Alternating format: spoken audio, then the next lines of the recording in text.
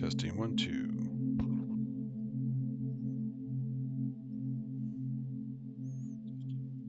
Seems like it's okay.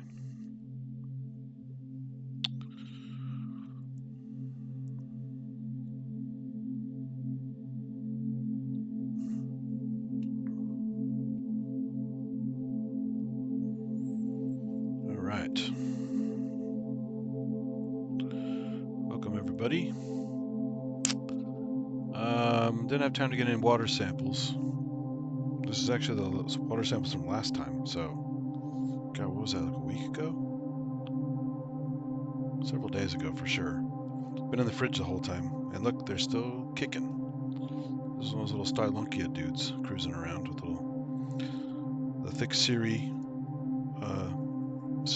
at the top and bottom, kind of at the poles. Would be like the head and the tail of the animal. This one has some nice colorful spots in it from stuff it's been eating.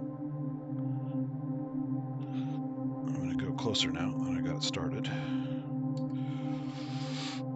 And I have to adjust the light.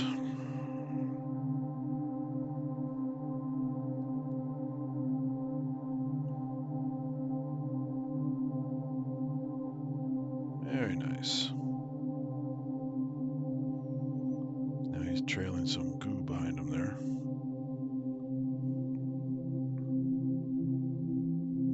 Fix that, the condenser light, that's really annoying.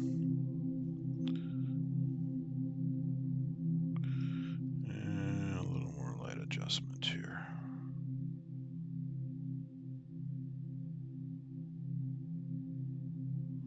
That's pretty good. Let's follow this guy around for a little bit. You can see some other little things hopping and bopping in the background. Just bumped into some of it there. I'm going to turn it down just a tad from this end. Well, get some more contrast.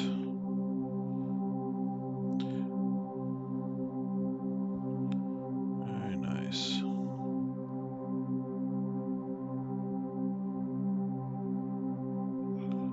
Alright, a little more brightness adjustment because it's still a little hot on the background.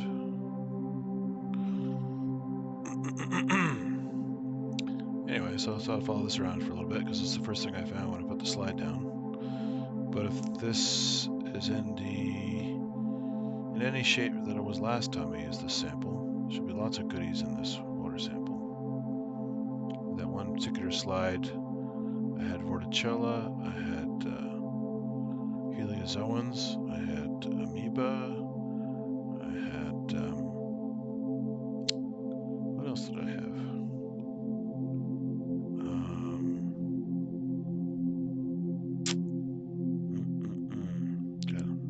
Had a long weekend, so my memory's kind of fried, but I'm trying to think what else. There was some really cool stuff on that one. Oh, Gastrotrix. And some other things. So it's quite a nice little slide.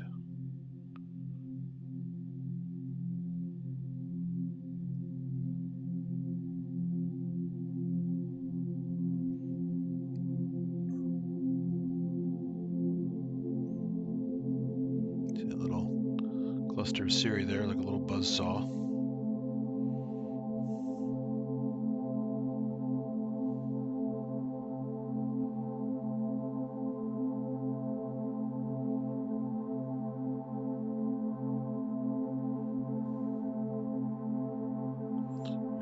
Carefully, I turned down the brightness a little bit, but there's some red spots in there. Some of the food vacuoles have red spots, so they've eaten some of the red algae that's in here.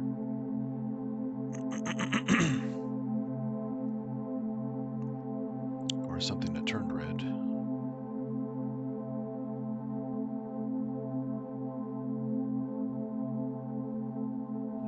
This guy's pretty slow. Let's see if I can push my luck here. Get a little closer.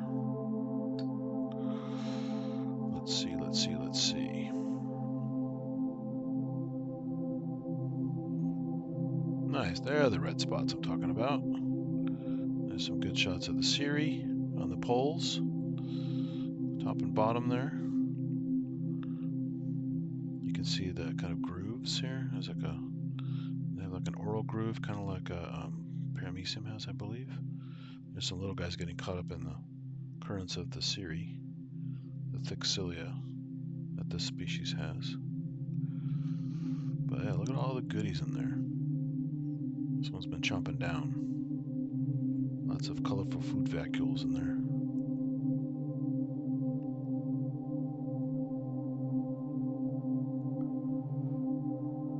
And I think because it just came out of the fridge, the colder temperature, these guys are a little bit slower than usual. But they live in nature, so they're used to shifts in temperature. So not as bad as like an insect would be, where they'd be just really slowed down. These guys are used to being in all different kinds of water temperatures. Really nice though. It's a nice texture there. If I focus through the body, you see little compartments of the organelles. There's the contractile vacuole that just closed there, pumping water out for osmoregularity. You know they're about ready to expire. Oh, look at that.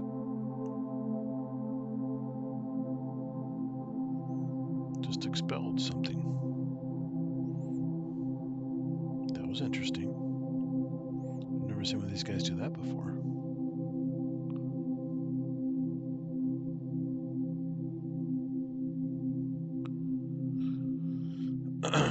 Anyway, when you see them stop moving the contractile vacuole, that's pretty much when osmosis is going to win. And since they're higher salt concentrations at the body than in the water they're in, they eventually will pop. Hey, Paul, how's it going? You see that little guy get expelled? That was kind of fun, right? I've never seen that one. Got lucky too. I'm on close up to catch it. So, but these guys are a lot of fun. I could probably narrow down the species a little further. It's Stylonchius something or other. I just have to look them up. But very common in the waters around here. I find them more often than paramecium these days. Very impressive looking little guys. A little more gelatinous. Paramecium is pretty stiff. You see this one is flexing quite a bit. Paramecium, they flex as well, but when they swim, they look pretty rigid. And they have this much more bizarre, almost aeronautical structure to them. It's very streamlined. These guys are more blobby.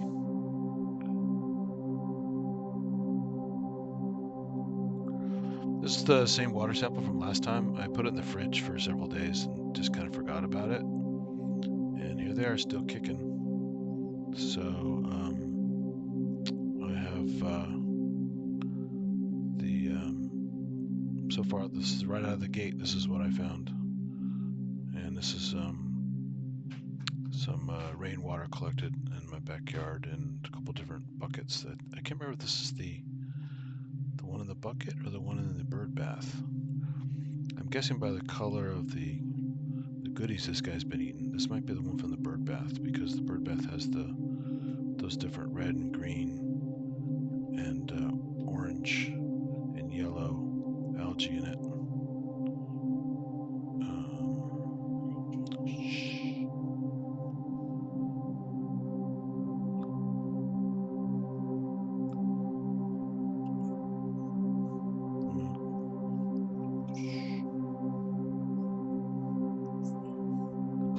Quiet. God damn it.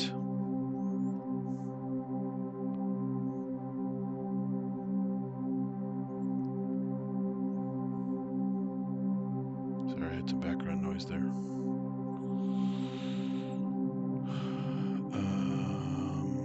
Anyway, yeah. Oh, what? It's expelling more stuff. Look at that.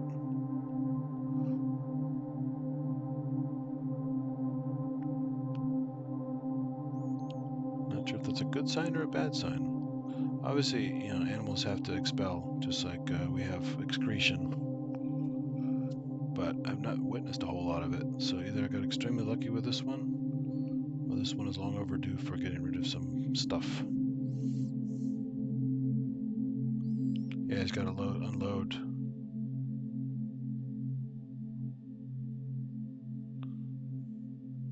But anyway, yeah, this might be the one from the rainwater.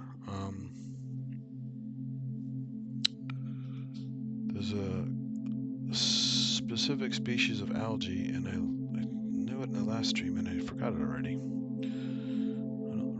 don't read up on as much as this stuff as I would like to, so I'm forgetting some of the esoteric stuff. But that's the different colors you're seeing inside is the munchy munch on the different kinds of algae, or different forms of the same species of algae. It has these different variations with red, green, yellow, and orange.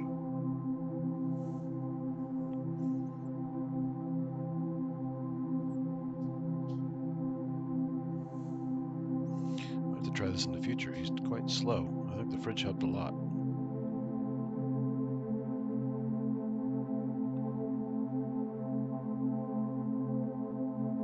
That's a trick with insects too. If you've got to look at insects under a microscope, you put them in the fridge for a couple minutes, and they'll slow down quite a bit, and then you can get a nice look at them before they kind of dart off under the optics.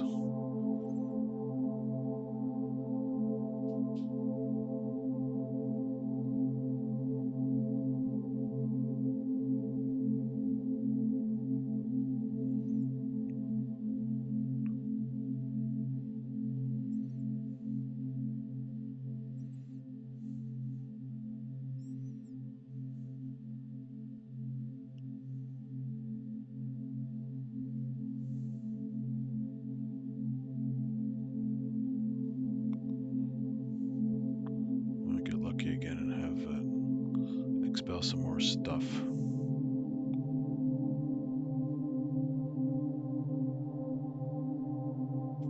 Yeah, there it goes again. Look at that. Wow. There's a whole bunch of stuff. I've never seen one so active like this. So the algae was much bigger. If you look at the last show, those are basically the digested bits because they're more than twice that size when they were captured. So it makes sense that it's expelling them because it's gotten the food value out of it that it wanted. It's just taking up space.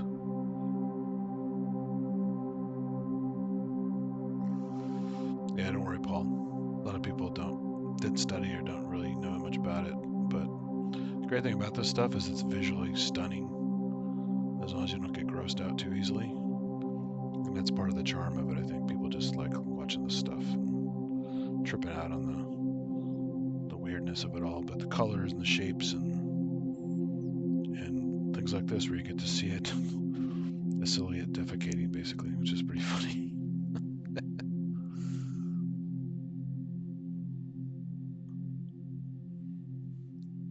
YouTube doesn't, and basically the FCC in general on radio and stuff, they don't appreciate scatological humor, yet here we are watching a ciliate defecate on camera, which is pretty funny.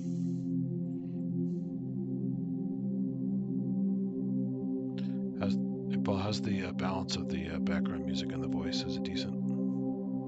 I just did a quick test to make sure it was working. I didn't nail the levels or anything.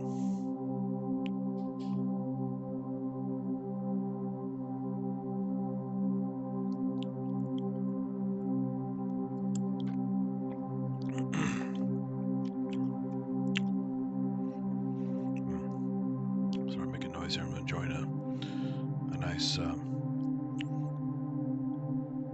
essentially a wine cooler I homemade with, or more like a spritzer, some like low-calorie 7-Up kind of stuff, and some really bad red wine. But you mix them together, it's quite tasty. It's like a sangria almost.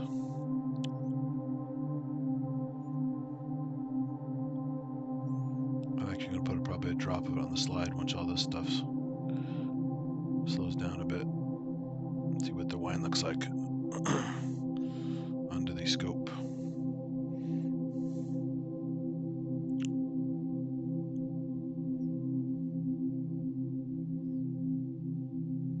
That's cool. When you watch it shift back and forth, you can see the contents kind of slosh around inside. Yeah, sometimes you got to make what you do with what you got, right? Someone gave a gift of some red wine. It was pretty terrible, but you can resurrect it with a little bit of 7-Up or a little bit of, you know, some other kind of fairly neutral carbonated beverage.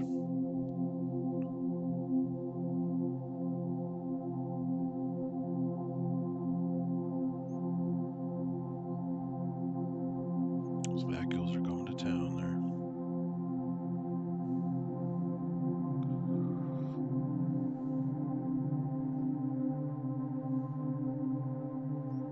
It's funny how the debris hangs around and just keeps getting, like, all the stuff that defecated is just kind of being batted around by the cilia. It's not going very far from its spot.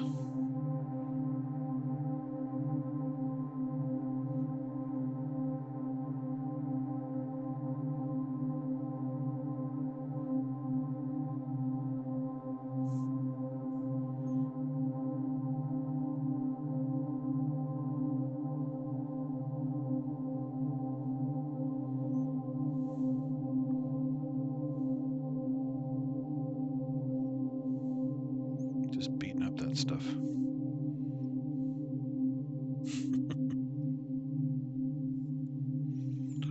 Very interesting. Might be getting rid of some more stuff there, looks like.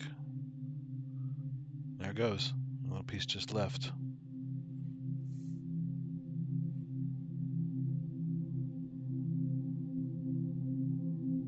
It's good to know I had plenty of food in the water sample when it was in the fridge. This guy was able to eat the whole time it was stuck in there. I would hate to find a bunch of dead guys in my water sample, but I literally just forgot about him. I was going to put him in for a day and do a show the next day, and just got busy and tired, and the weekend came and I was just swamped the entire weekend, so no time for fun. I couldn't even do a hardware jam. This is the first one I missed in 14 months. Just was so tired and not motivated by Sunday night. Just finished a whole weekend of work, and I had to go to sleep. Just could not do it. It was a thing on drops, doing trance music with drops and stuff. It's really not my favorite thing, but I had something in mind with my circuit, a couple circuit stations together and stuff. I could have cranked out something kind of fun, but sleep was a better choice.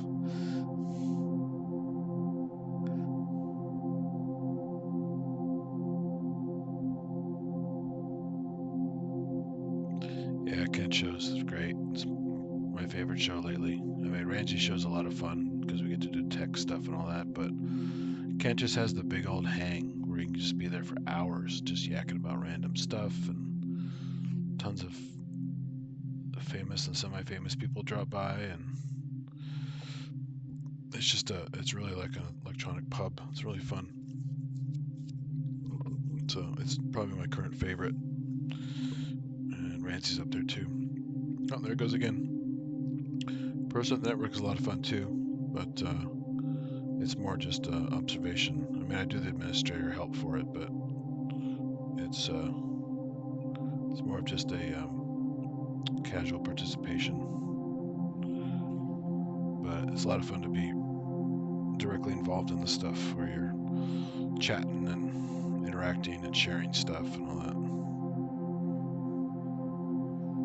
This guy's very active. He's got all kinds of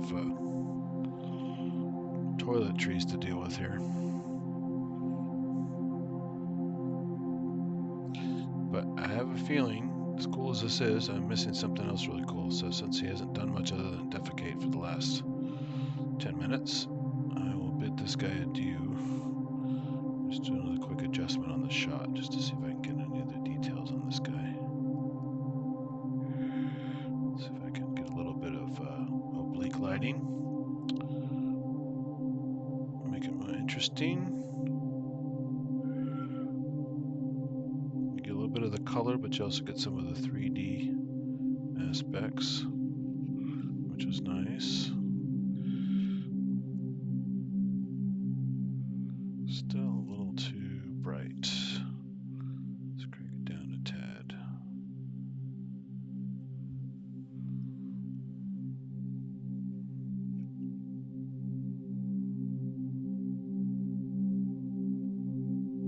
So this way you get a little more of a 3D look. It's a nice defined edge with a little bit of a curvature to it. And you still get some of the colors. And it also takes out some of the background junk. But you can see how the cell itself looks more 3D. Even the vacuoles and stuff inside have some depth when you focus through them.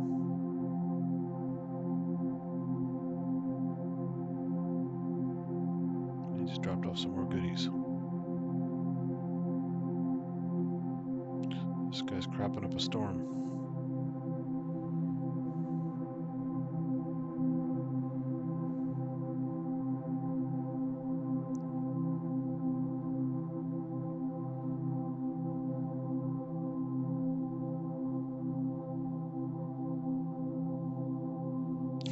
Herbie, yeah. Herbie the crap bug instead of Herbie the love bug.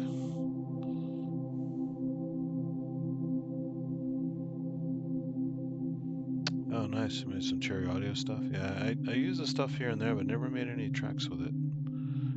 Except for one of the hardware jams. I used it with their 8-voice because I wanted some nice pads, and I didn't have the Dave Spears one yet. So I used their 8-voice with, there's one called Pads and Pads. It was, you could use drum pads and audio pads, or both, or whatever. So I did a mixture of percussion with pads and a little bit sonorion, a little bit of A-frame drum, and the 8-voice from Cherry Audio, some other stuff. It was fun. That's about hardware jams. As long as you use some hardware, they don't care if you use VSTs and whatever. It's just it's a hodgepodge of stuff. As long as you do some of it live and you're playing actual real hardware at some point, that's all they care about. All right, this guy's cool, but I'm missing out on other goodies. So let's go check out some other stuff here. Search what else we're missing out on. See, there's some of that algae he was eating. That red stuff right there. This is different from the bird bath. So that was from last time. Just got lucky and got the bird bath sample. A little more color there too. So you see some red, some little bit of yellow. And again, I'm totally drawing a blank on the damn name of the species, but it's really nice multicolored algae. It goes to different phases, it seems, or it could be different population colors. I have to read up on it. I forgot. There's one of the individuals floating around that little, it's like a space capsule kind of thing. It's really hard to tell in this lighting. You fix that. So yeah, it's just got a little envelope around it. You can kind of see it here. I have to zoom in probably more. Let me do a cheat and do a software zoom. See that little bubble around it? It's like an extra membrane, and then the flagella can poke out, kind of like that, and it kind of swims around with 2 flagella. Very interesting little guys. So, single-cell algae with flagella, kind of like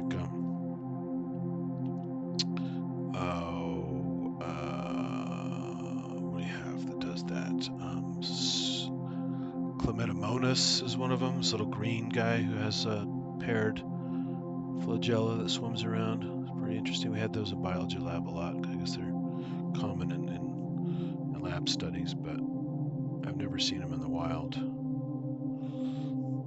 So let's go. So we got some goodies there. Algae. Got some debris of stuff. Nice little collection of algae again. that?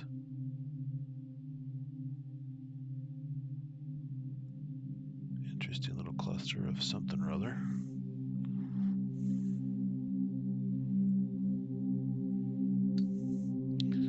Might have to zoom in quite a bit to see that one.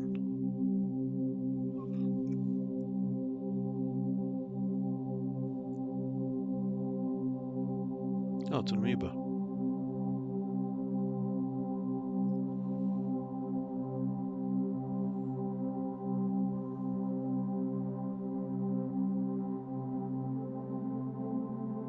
But it's got a really weird shape. They don't normally form a little ball with spikes like that. They're usually all stretched out in all different directions.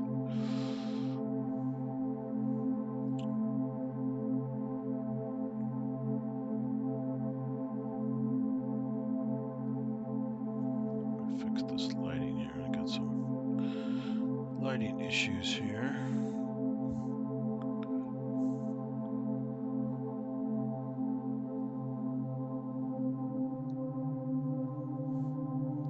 Bring this up a tad.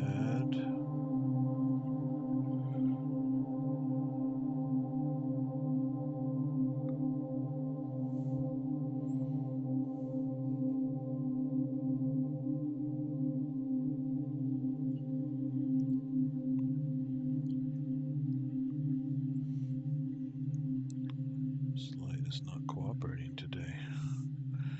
Getting some tricky angles here.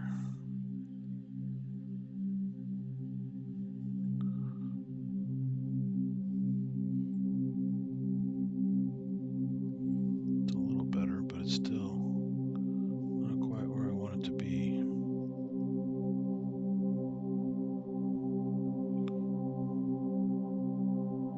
It's a pretty small specimen. Usually the amoeba is much bigger than this, so it might be a relative of some kind. It's very small. You can definitely see the pseudopods there, little spikes sticking out different directions, and all the activity inside pulsating around. It's really small. Should be like twice this size or bigger.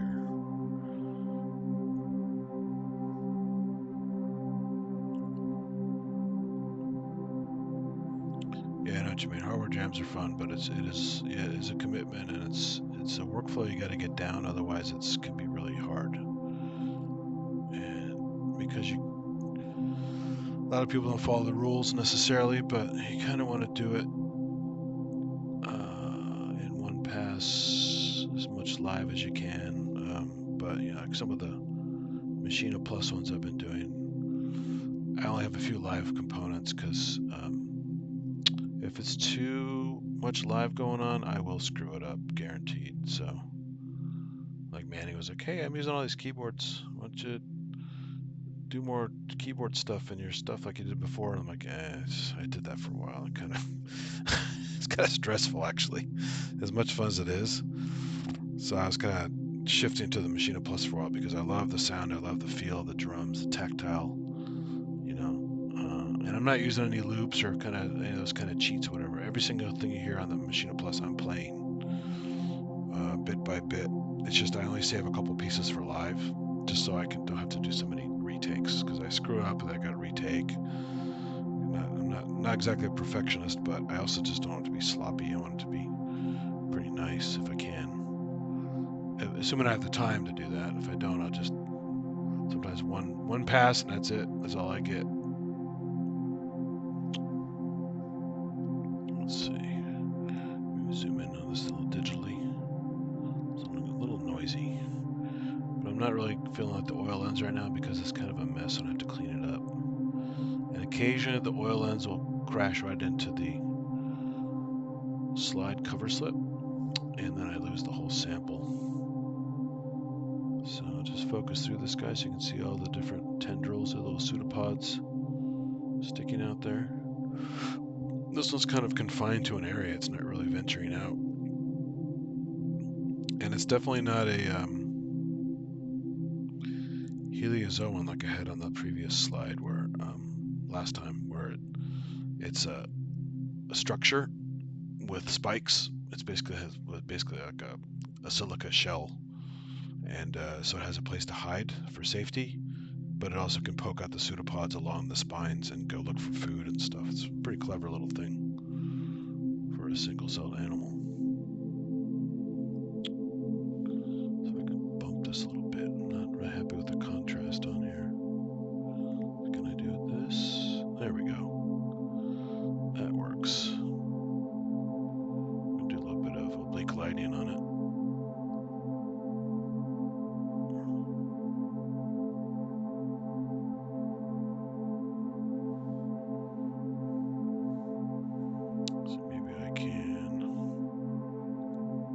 This a little bit. This is a little more detail. It's tricky with this oblique lighting. Just the right amount of light, but you also want to get the interrupted light.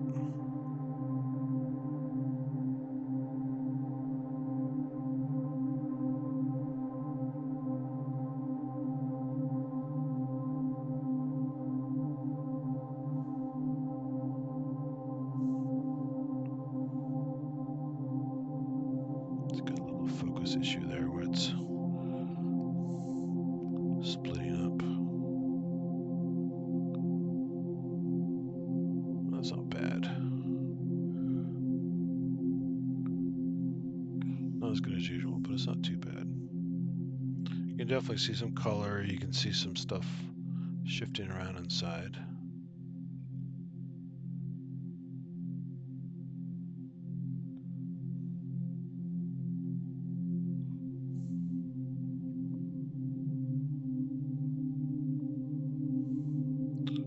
Fix this a little bit so I get more of the granular details and less of the 3D.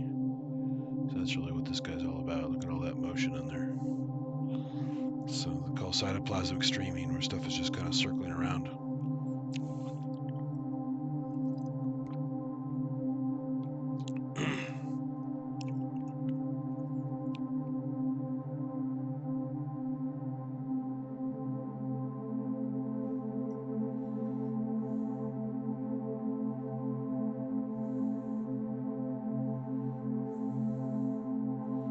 Might be able to push it digitally just a little bit. Yeah, it's getting a little noisy, but it is a cool look. Look at that stuff move. So you clearly see the pseudopods fringing out there out of focus. Like fingers. And all kinds of goodies inside there moving around.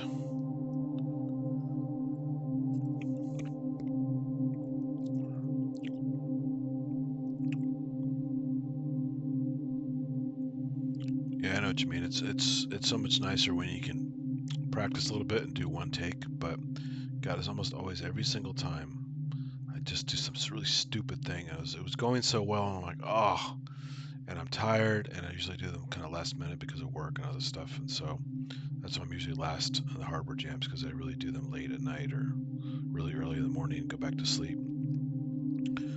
And by then I'm like, my patience is thin, and I get a groove, and then it's nice, and then all of a sudden I'm like, oh, why did I do that? I'm gonna start over again. So there have been a few times when I did like 5 takes or something like that. And finally on the 5th take I said, you know what, that's just good enough. I'm done, I gotta go to sleep. I'm getting more upset. And I basically just have to do it. So, and that's even with some practice. So it's hard. You know, I don't play consistently like I would like to, like a lot of musicians do. I'm still very much an amateur, so I don't have the chops. But that's why I like to do the hardware jams, because I work on my chops. I'm trying to play the instruments live as much as possible. And definitely when I play the sequence stuff, I played those sequences live too. I didn't put them in a DAW and clean them up. They're played in exactly as I played them. I don't turn quantize on very often, so when you hear it, it sounds pretty tight. It's only because I put a lot of time into it to try and play it right, because it's also a learning exercise for me, the jams, not just to make music and have fun and share with people, but I'm getting better and better playing over time. However relative that is, I'm not sure, but it does help, and you feel more accomplished over time. Even if you didn't have a lot of music to show for it, I'm still getting a lot of practice in, and that makes me feel good. And but still a long way out from where I want to be. Classical is still my favorite. I'm not very good at playing anything classical. It's just too precise and too many layers and too much expectation to play it just right. And I would love to be able to do it, but I just don't have the patience to practice like I should.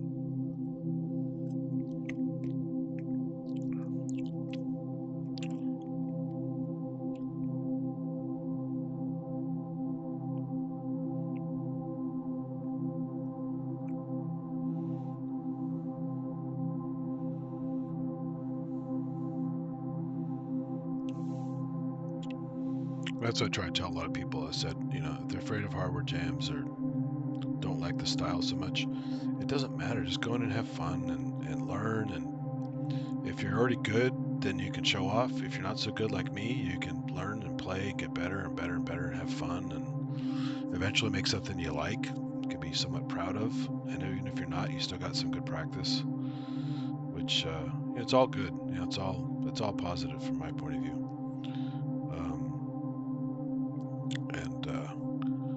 Like I have friends that do DJ stuff. They don't make any music. They just remix stuff from other people, and that's fine because that's the level they're at, and that's what they want to do. I don't like doing that. I actually want to make stuff. And what's fun about the live looper style and stuff is I can build all the parts, and then I can DJ my own stuff as part of the jam. So I'm actually doing a little bit of DJ stuff, a little bit of performance, a little bit of mixing, and producer type stuff. So it's a nice little mix of stuff. And my friend got me into a long time ago before he moved away. We used to jam together. She taught me all kinds of cool stuff about live jams, and we didn't have any loopers. It's basically two of us doing live to a stereo recorder. And it was pretty crazy because sometimes I've got like hands on everything and ran out of hands and had to use my nose to push a mod wheel. I think once or twice I had to use my tongue on a Roland modulation stick because my hands are too busy, and it's just silly, but it was fun. Late night weird sessions where just you get off work at Guitar Center and we'd meet at my place and just make some crazy crap with all this gear, and then made me feel good because I was buying gear and just to have fun with it, but to actually have something to show for it and make something listenable that is also interesting. It was a lot of fun, so it made me feel less guilty about buying so much crap for sure. And you probably, if you heard some of my videos I curated for the MicroAddict channel, they're not the live ones.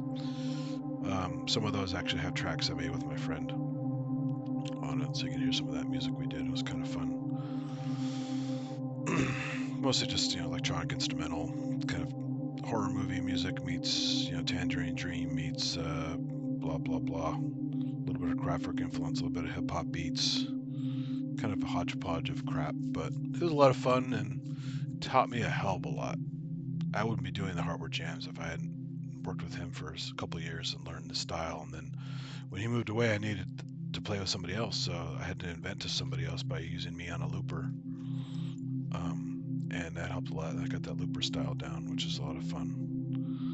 And just got away from the computer. I mean, I love VSTs because they're things I can't afford in software.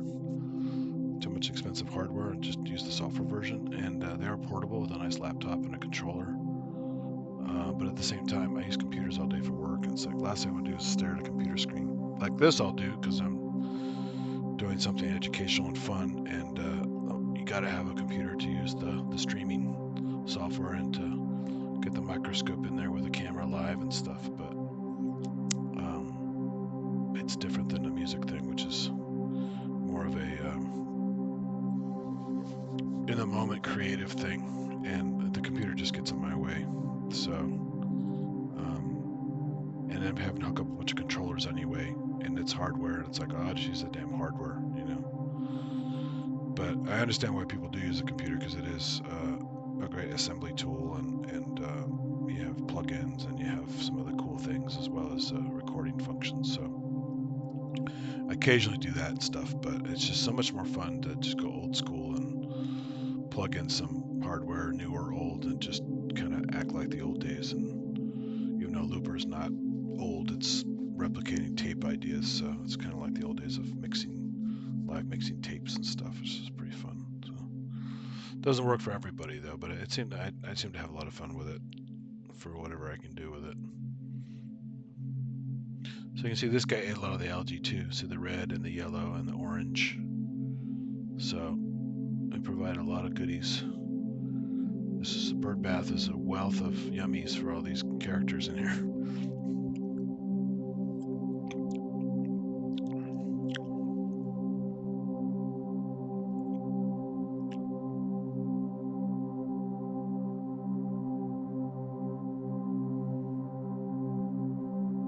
So this gives a little more color, but then I lose some of the clarity, some of the details. See those big old vacuoles in there, those big circles. There goes one. Just pumped a contractile vacuole. I want you to open up again.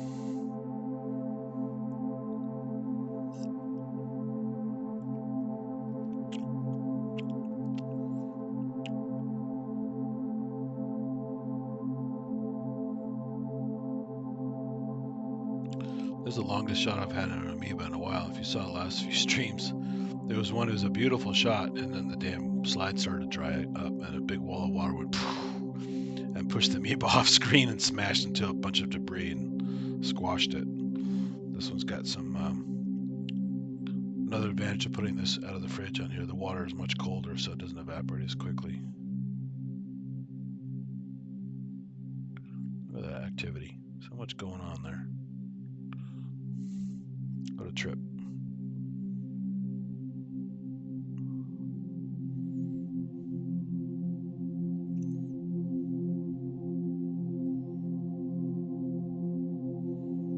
Black horse cherry tree. I didn't know that one.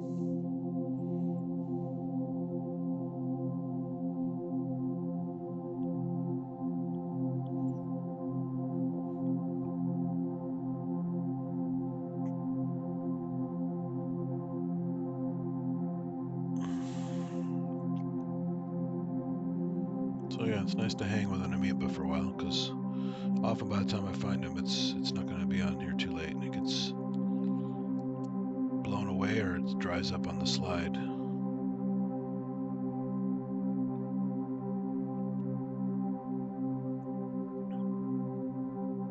Let's get a little more contrast here. That's a pretty good shot right there.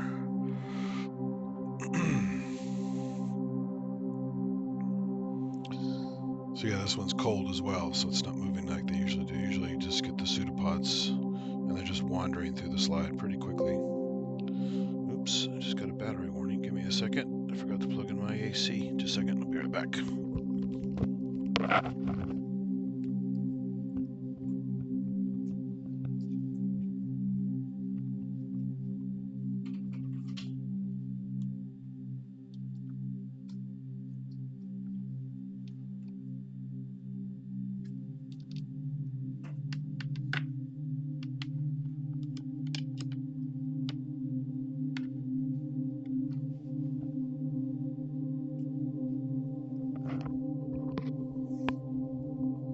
Yeah, stone laptop doesn't last too long on batteries anymore, so I have to be quick.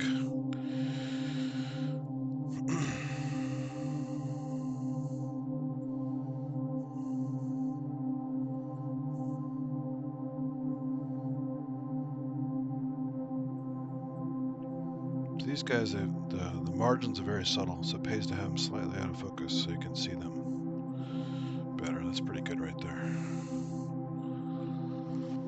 You notice it's getting more active all of a sudden. I think it's warming up on the slide, so out of the cold water in the fridge, so it's getting some more activity now.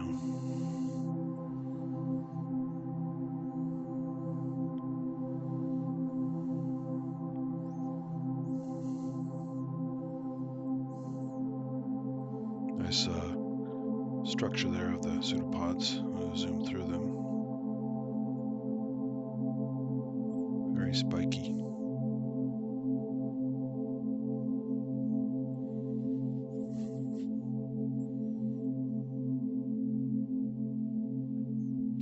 These guys are really fun in dark fit and oblique lighting, but I think I have to change my adjustment here in order for that to work properly. bag of adapters. Might be able to get a better view here. These little patch stops for the. Yeah, I was on the move now. Look at that. Little guy's on the move. Getting warmed up. Get the damn cursor out of there.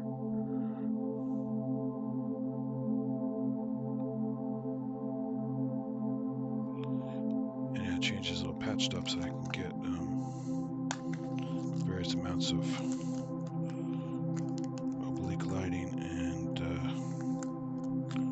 stuff. I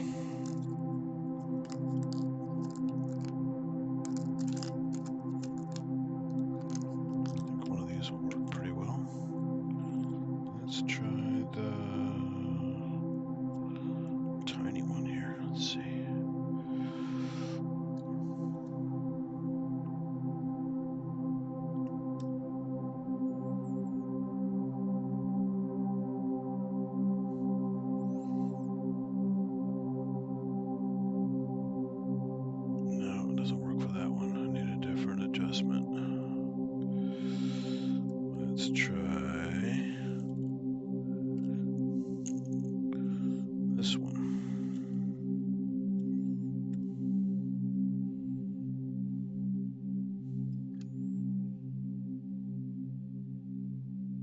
There we go. Now we got some oblique lighting of a nice amoeba. You can really appreciate the structure here.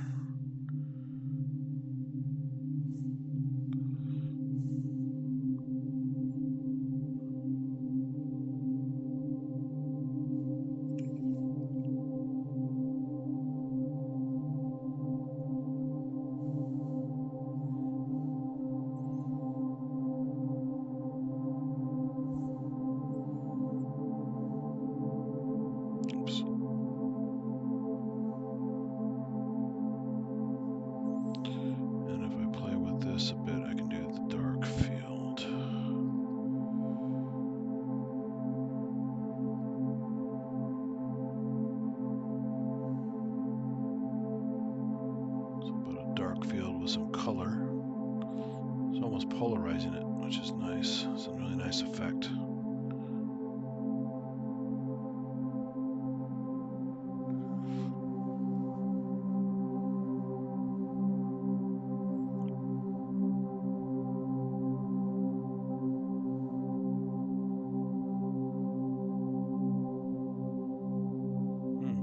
didn't mention a bunch of bands I haven't heard of. Are they pretty much local?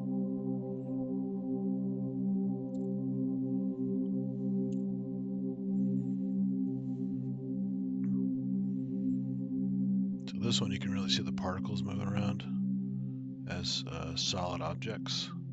They have kind of a glow about them, which is really nice. I have one of these little shots in my promo video I shot for this channel.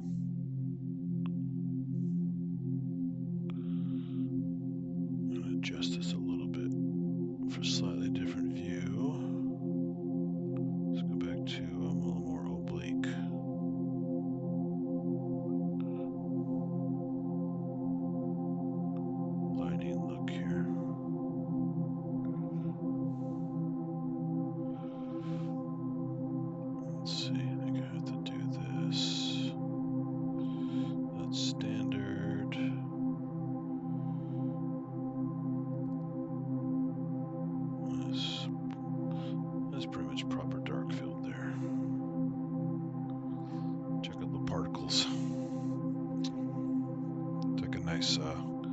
Micro lava lamp.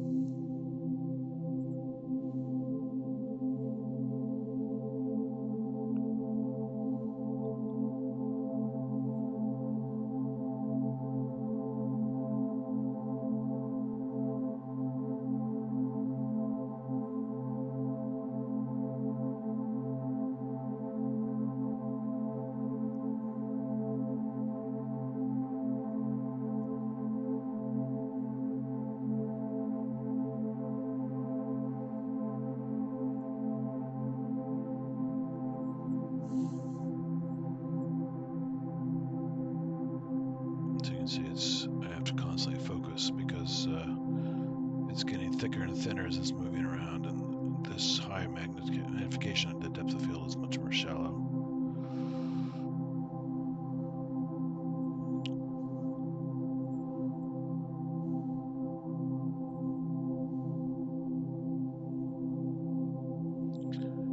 Hey Rob, how's it going? This is an amoeba proteus, but smaller than usual. Usually slightly bigger than this. But this is from a water sample I shot last time I made a video set. I kind of lost track how many days ago, 4 or 5 days ago, maybe more. It's been in the fridge the whole time, and I forgot about the water samples. I thought, oh no, what am I going to find in here? And sure enough, if you look earlier on the stream, I've had some nice ciliates and stuff cruising around. I got some really good shots of for lack of a better term, a ciliate defecating, getting rid of its contents of food vacuoles that have been in there for days. It was trapped in the fridge, only eating what's in the water sample, but still doing quite well. It's a very healthy specimen. It's like this guy's breaking apart a little bit. He's dropped some bits off. Very interesting.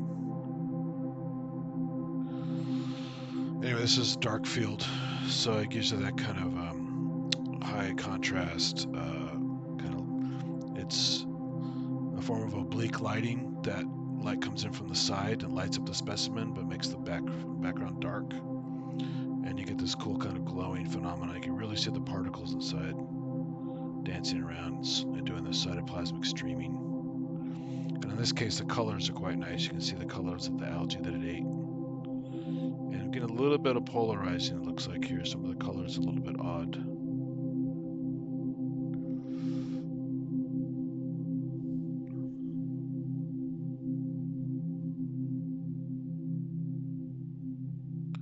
Well, it's funny you mentioned that, Paul, because I'm actually, I've done some research and found some cool Max MSP scripts that you can run through Max for Live. And someone's written some interactive algorithms for like interpretive dance and stuff, like where you move in front of the camera and drive events. And I thought it'd be perfect for these guys as they're moving around and changing shape and changing color and spinning around. I can actually drive some synthesis parameters, modulation, and tonal parameters. What is that over there? Well, a guy swimming by.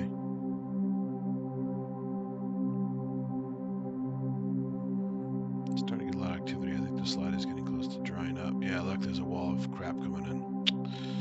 There's the wall of water. Just like before, the amoeba's going to get jacked. Sorry, amoeba. Slide is starting to dry.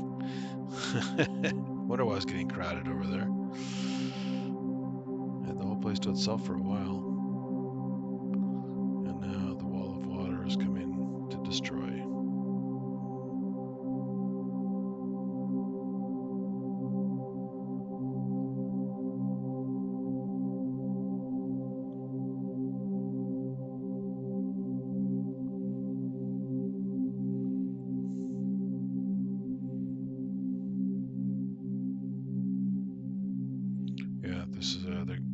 They're right next to Castle Black here at the wall of ice.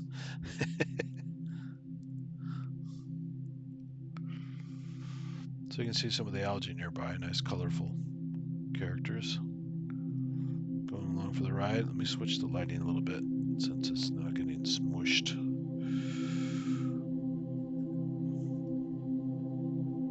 A little more natural lighting for this guy.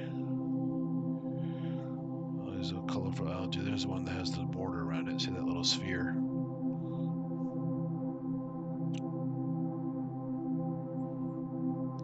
And there's a more natural looking amoeba.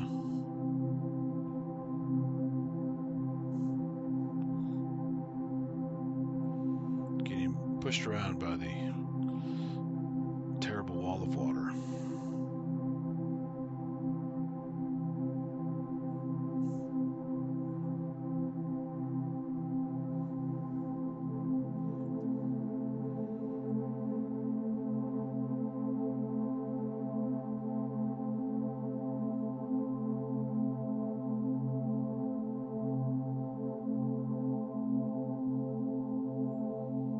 Luckily it's not hitting any debris yet, so it hasn't gotten smushed. But that one on that stream got completely smushed.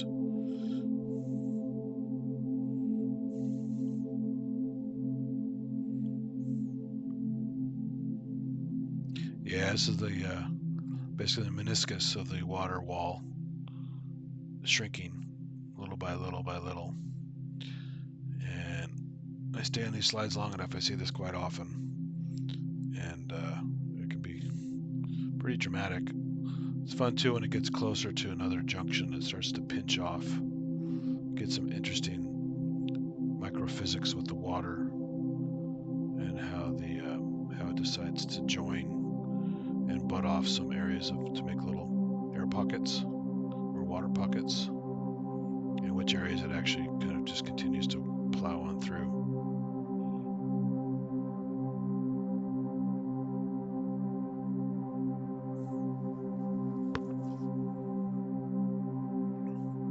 But the little algae are still swimming around there.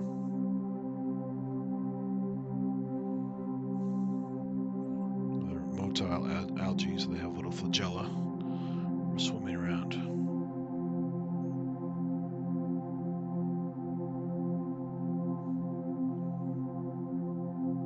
I'll have to put the name in the links and stuff in the description at the end, because I totally forgot the name of this algae. Just slipped my mind, but it's has all these different phases and different kind of variations, the red and yellow and orange and green. It's very colorful. And so all these critters that keep eating them, like this amoeba, you can see it has some yellow and red bits inside of it because it was feasting on some of these guys recently.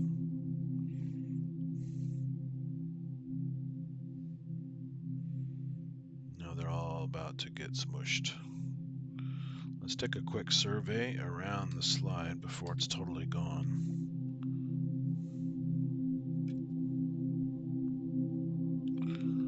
Get some more light to this thing here.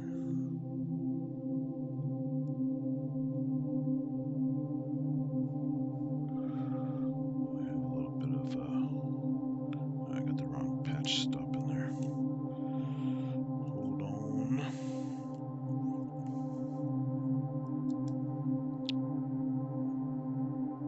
There we go, now we can do a little bit of dark field and lower power.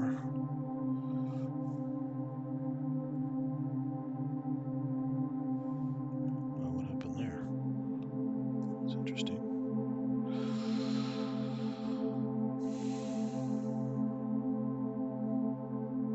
So there's still plenty of water over here, but you can see we're starting to get little dried up areas. Zoom out on this digital zoom here.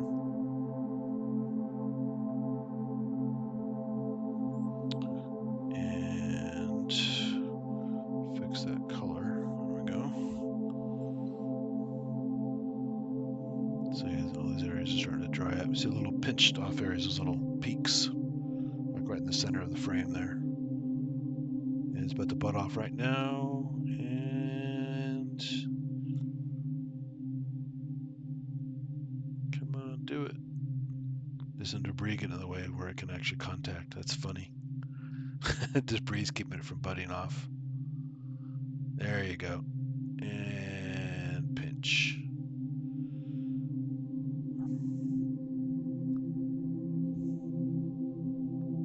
That's funny. Hasn't butted off yet completely. So you get these little peaks and stuff along the lines where it starts to withdraw.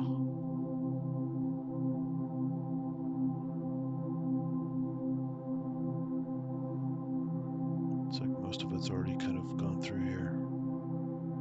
You can tell you get these tight little bundles of stuff where the water basically has left, and they form like little air bubbles with water inside of it. But everything else is dried up.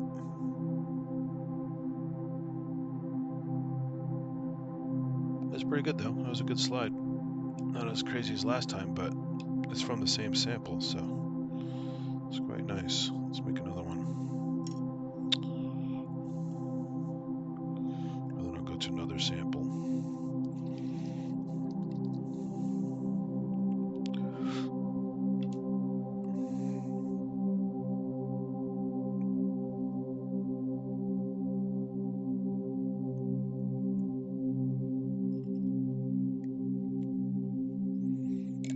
This is bird bath water from my backyard. And it's a holdover from my granny. She had a nice little bird bath. She used to enjoy looking at the birds. So I decided to keep it there. I saw it was a great collector of water actually over time. It's like, well, this is perfect. It's generating samples for me on a regular basis. And not only that, the birds and stuff that visit it are dropping some very interesting things off in it. Or it's blown out of the trees, because I've had nothing but good luck with that thing. Oh, there we go. There's another little Stylonkia dude. Hey. It's outside the cover slip, so it's kind of free-wheeling. Let's see if I can get it before it's too fast here. Let's do a little adjustment here.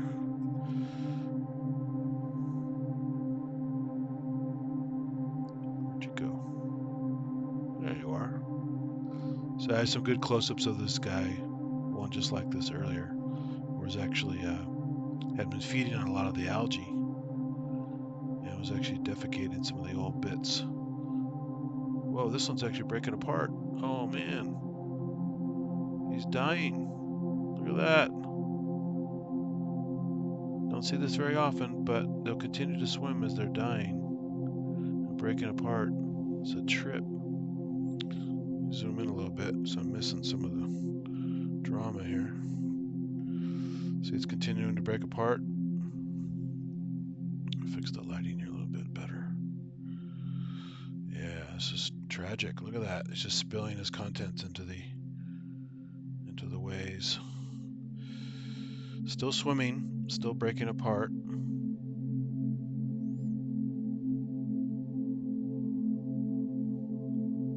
That's all cytoplasm there, all that swishy stuff around there.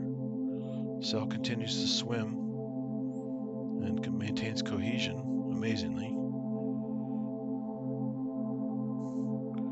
But continues to break up. This is the first time I've actually caught this.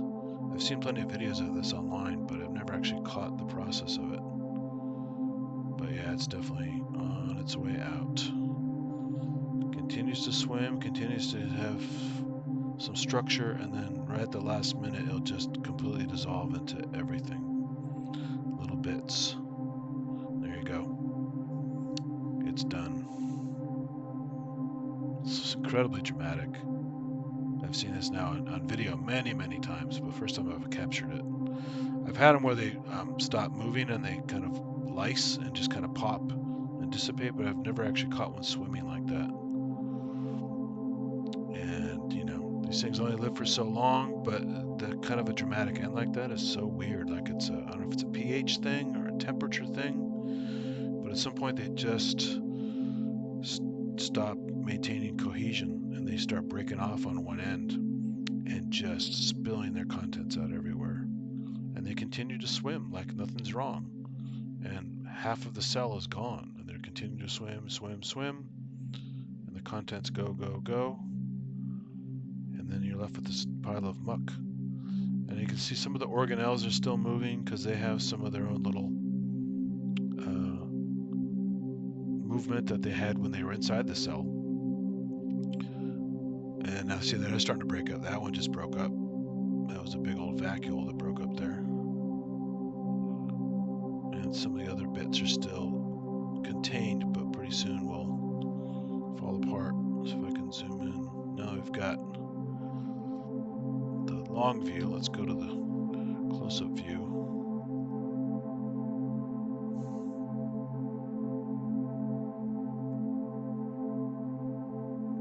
Here's all the contents.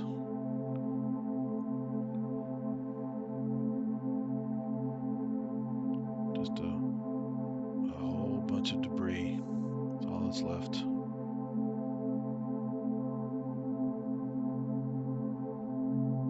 And because it's, you know, it was inside the cell, so it's a totally different osmotic balance to the water that's spilled into, so it's constantly swishing around, finding equilibrium.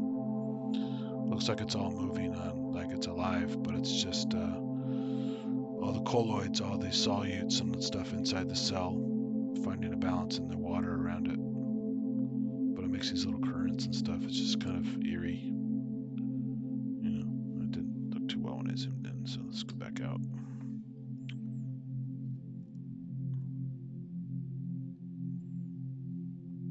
Yep, Requiem for a ciliate. Now its contents are drifting further down and it's almost off the slide. I think I can zoom out here a little bit.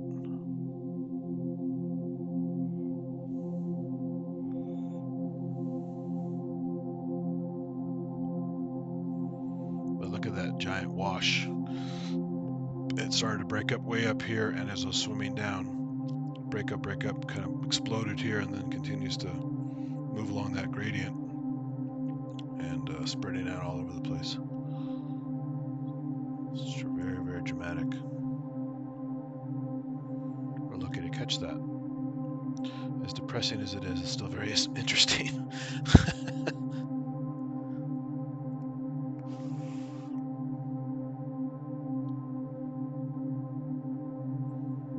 So yeah, it could be pH, could be temperature, could just be age, you know, like it's time to expire, so the cell membrane gives up the ghost and starts separating.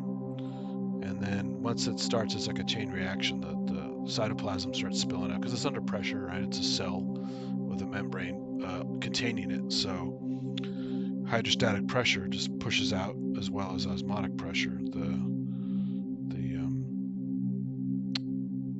desire to equilibrate. So the salty contents of the cell spill out pretty quickly into the pretty much fresh water in the slide, and it just breaks apart. And then, because just like you watch an insect being eaten by a praying mantis or something like that, like a little beetle, they're still moving when half their body's been eaten. It's phenomenal how durable they are.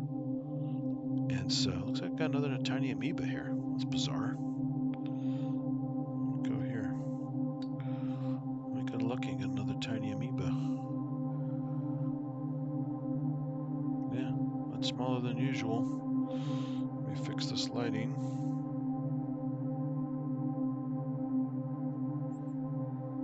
And it's drifting. Something amoeboid looking. It's a really odd shape.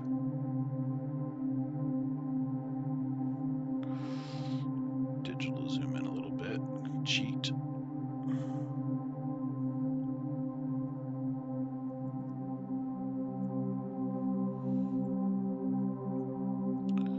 But it was kind of cool to be able to catch that. Even though, again, it was sad. Some of these things live, you know, days to like sometimes up to a month or whatever. Most microorganisms don't live very long. Like most critters, they live long enough to do what they need to do. They reproduce however they do, whether it's through asexual budding or through conjugation. I have a video of conjugation I shot where the two paramecium are joining and getting a little randy, as they say. Although it's pretty boring when it comes to single cell organisms and not. They're just joined and connected. Kind of like you ever see dogs mating, where basically the male gets caught inside the female and the female runs around the yard, pulls the male with her. That's kind of what conjugation looks like.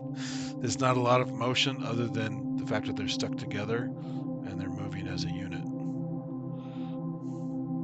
Yeah, this is not coming out very impressively. Let me change the patch again. I think this is the good one.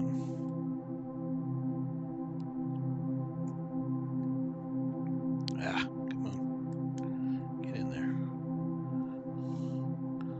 Now we should get some good action. Let me find the thing again. Where'd it go? There you are. Contrast is awful.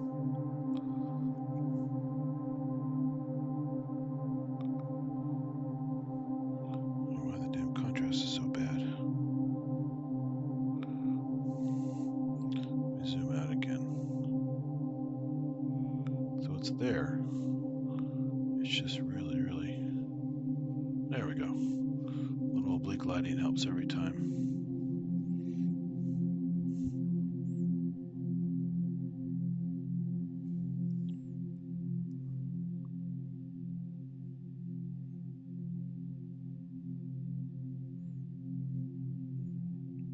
back.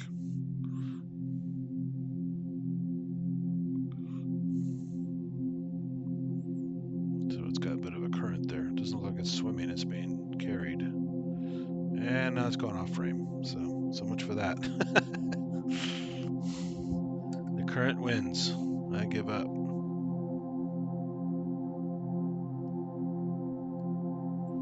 Keep it on the oblique lighting setting a little bit. And let's go look for something else.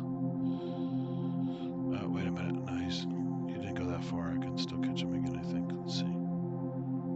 Yeah. He was too small anyway. Let's find something more right-sized.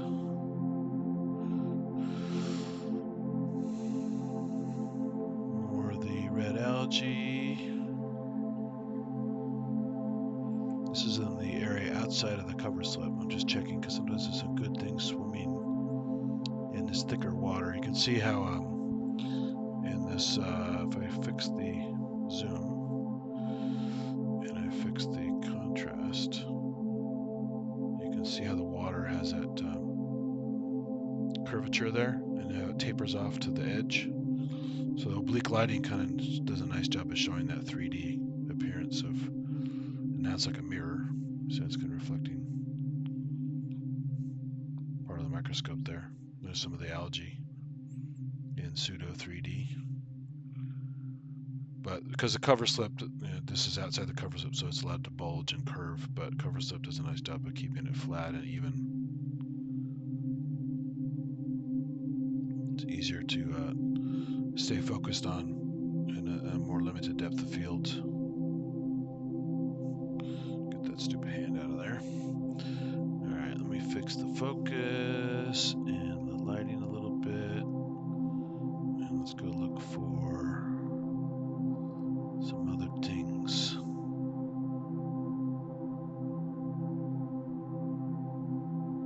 Some plant material. More clusters of algae.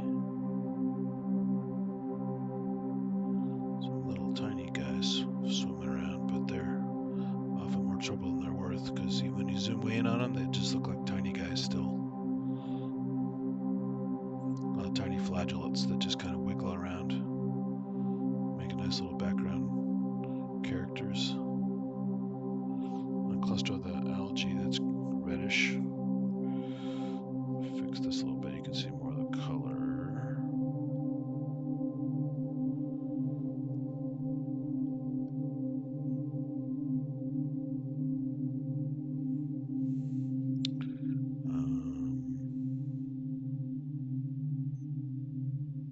So yeah, more algae. More plant fibers. Lots of plant fibers there, look at that.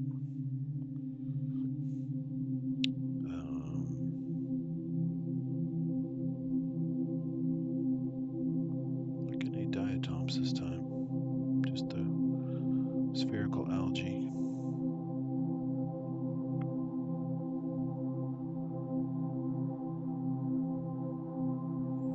So I know the other sample, oh, there's a nematode. Nice, haven't seen a nematode for a few shows. Let me fix that. Get a better view of it. In fact, it could be a little closer.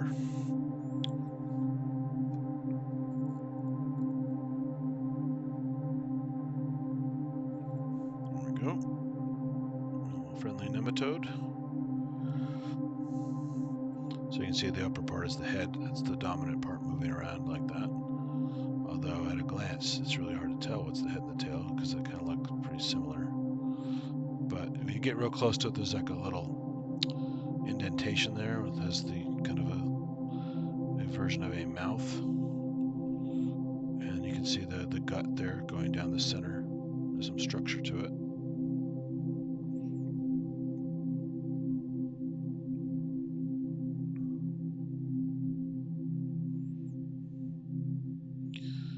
Guys are pretty hardy. They can, some species live in vinegar. They're called vinegarones. Vinegar eels. Vinegarone's an insect. Vinegar eels, and which is, very acidic, yet they can still survive in it. So you may want to check your vinegar sometimes. I forgot what the concentration is. If it's too strong, obviously they won't make it, but they're pretty tough. They have this nice cuticle that allows them to live in various environments pretty well. They're flexible, but the cuticle is pretty tough. They're not as tough as like an Ascaris worm. That is really tough, where you can actually have viable eggs inside a preserved specimen in formalin or formaldehyde. And we had to be careful when we dissected them in lab, these large Ascaris worms. We had to use gloves, obviously, but also be very careful when you cleaned up and didn't touch your face or your eyes or your nose, because you could mistakenly put some Ascaris eggs into your body and let them have a life cycle.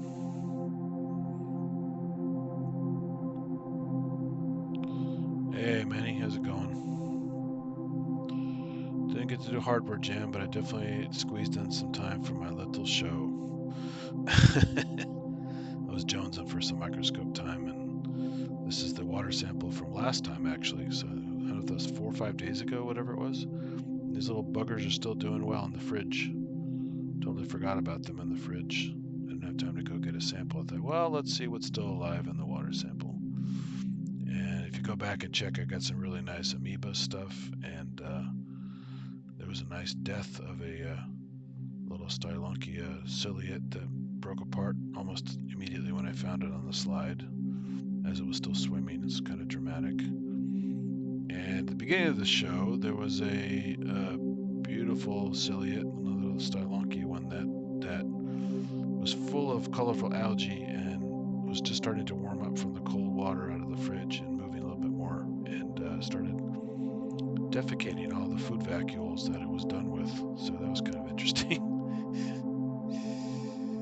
So it's a very dramatic show this time, thanks to nature. It's a nice little curvature.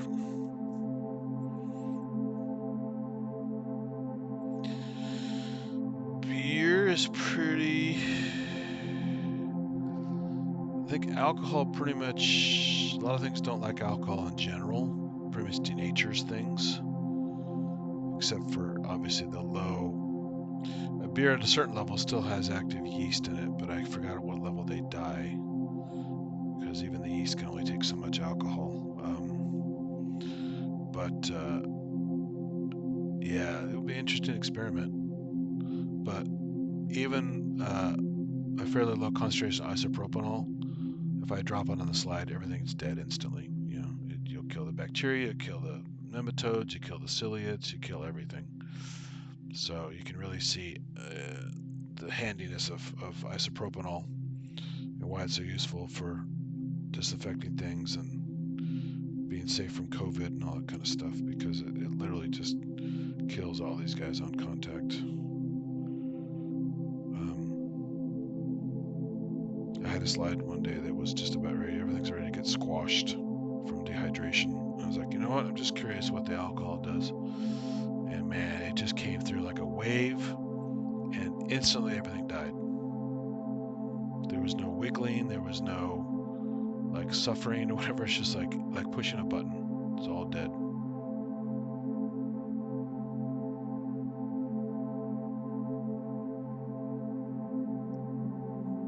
These guys are very graceful at times. It's very fun to watch them, forming all kinds of little nematode waveforms.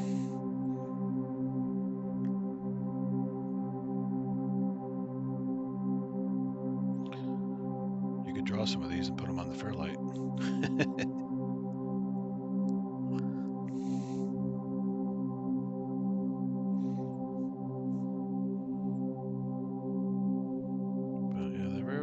Just like a screensaver. Sit there and watch them do the little movements. This one's still pretty slow because I think it's cold, like the other things were. Usually they're often wiggling, like extreme left and right, like it's one of those little fan things at the car dealerships and stuff, just flailing about. Almost a whole crazy amount. Like it's a lot of energy to be expelling just to not go anywhere. So I'm not quite sure what they're doing sometimes when they're doing that. But this one's much more chilled and relaxed. And you can really see the details on it in the little gut area and stuff.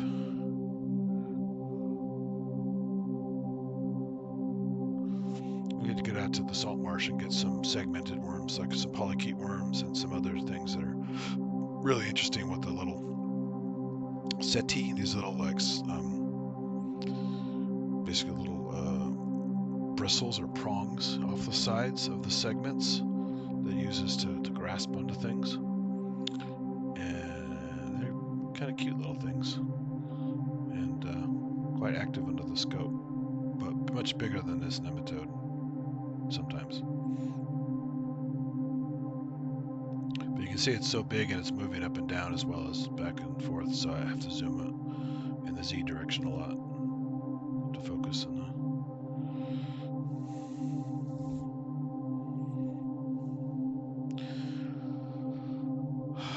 Yeah, I think it's a combination of osmosis and probably just a nasty chemical reaction.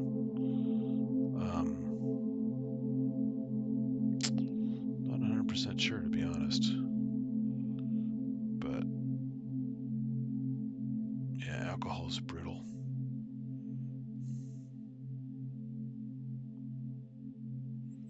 But it was just funny just to have a vial of vinegar eels in the biolab, and you could smell it. It's strong enough to still be pretty strong acetic acid, but it's like, wow, these things live in vinegar too. Holy smokes! They're not like archaebacteria where they're living in extreme hot springs or going through frozen temperatures and coming back, and or higher pH areas, but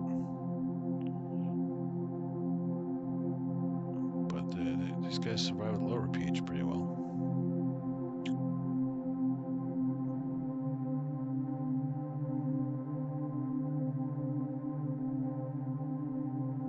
Very smooth.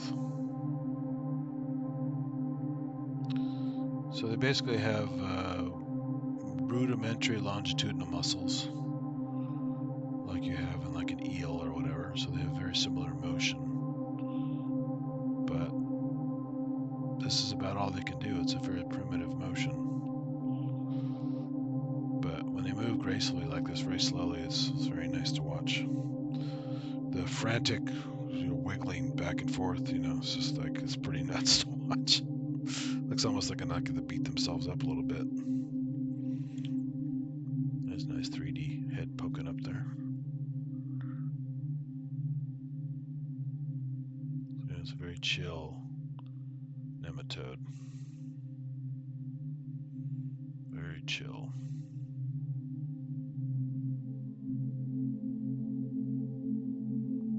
Let's see if I can tease a little bit here. Let's get a nice oblique lighting trick. There we go. Let's get a little bit of 3D nematode.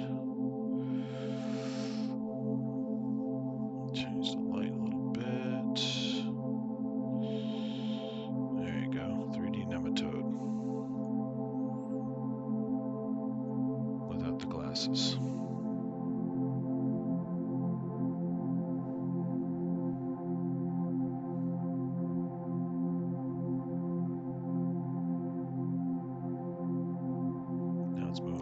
Z direction, so let's go down here.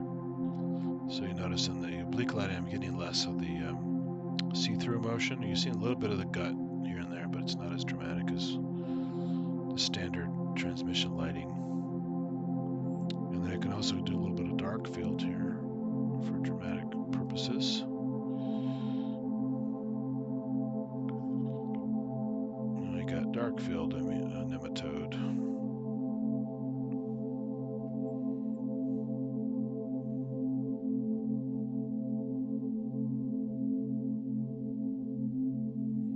Actually quite beautiful.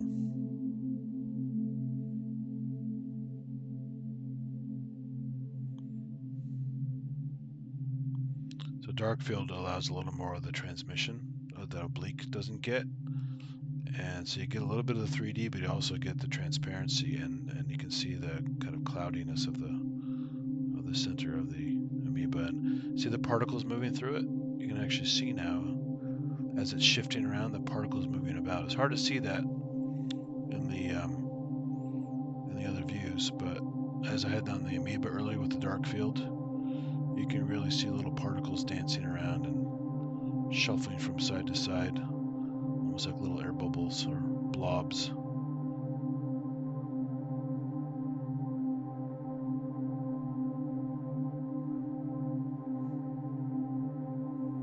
Very squishy.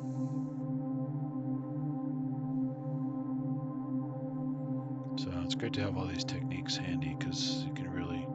I'm going to do a stream on phase contrast one of these days. I keep telling myself I'm going to do it, and I keep forgetting to swap out the optics. But phase contrast is really good for biological samples, because it highlights the edges really well on things, makes them pop, and then also can help with the details in the center of the objects. So I'm gonna have to... I have not yet used my phase contrast setup, so maybe next time I will do that, because it's long overdue. But yeah, dark field's amazing. I love dark field. Look at that. See the stuff squishing around in there? It's really interesting.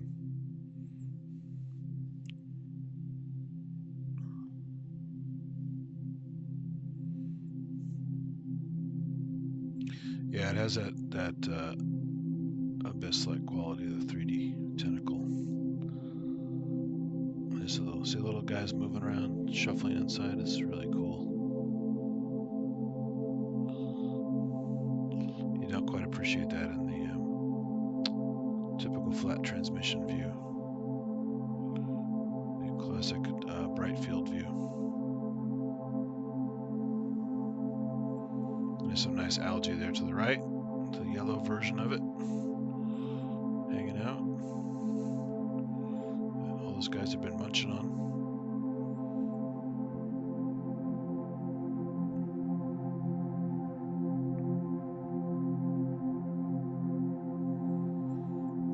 Sometimes it almost has an electron microscope view to it. It's really nice. Almost.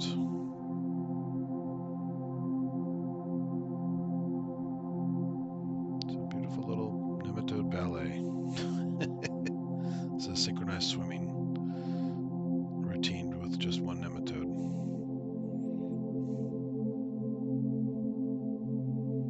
So there you go. We got all the different views. Let's take a look before the slide starts to dry up, as it usually wants to do. There's the nematode at way zoomed out view. You can see, oh, see that water pulse right there? That's the beginning of the slide starting to do its thing again. Some more colorful algae in the distance there.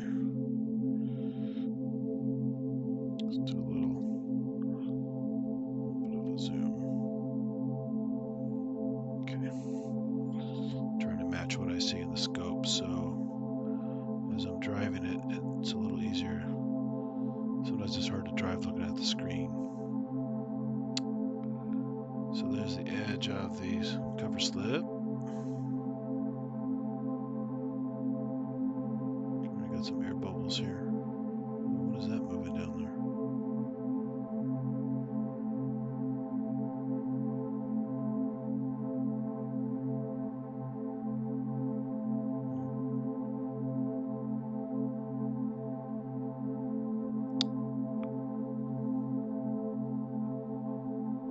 Lots of algae.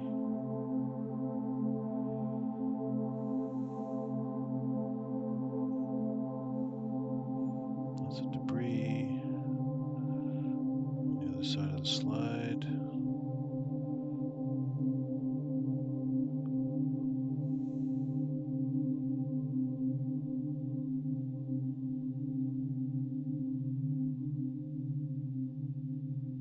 It's a nice little chain of air bubbles there. That's kind of cool. Get these like little structures once in a while. They're kind of nice. Just for fun.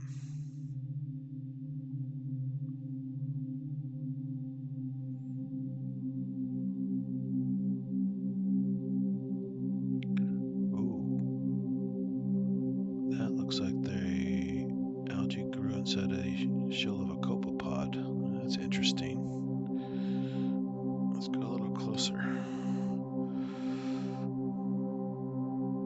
Yeah.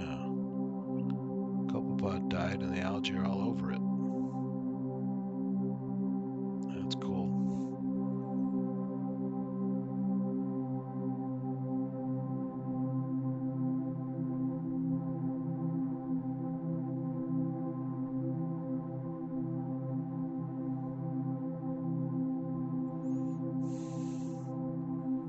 Let's fix that lighting a little bit.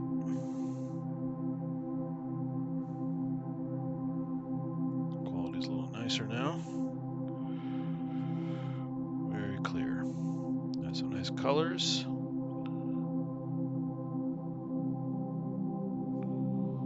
can clearly see the structure of it there. There's more shifting in the background. It means the water's starting to move again. Yeah, that's a trip. I think I can go one more stop just for kicks. Some details on the dead structure here.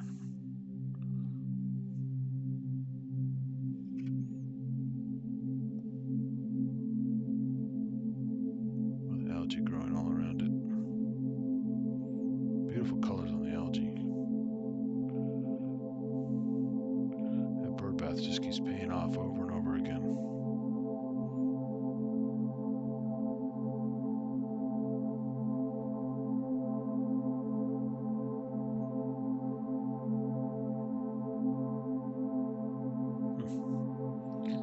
Very nice.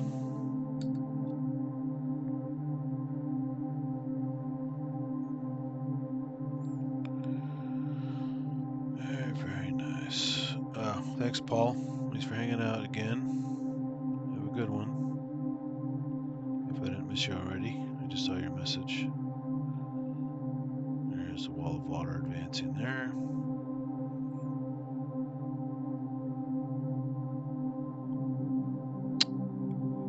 Not seeing anything else but clusters of algae. So, time for another slide. I'm going to go to the slide that should have the crazy stuff from last time. I think it's this one here. This one was nuts.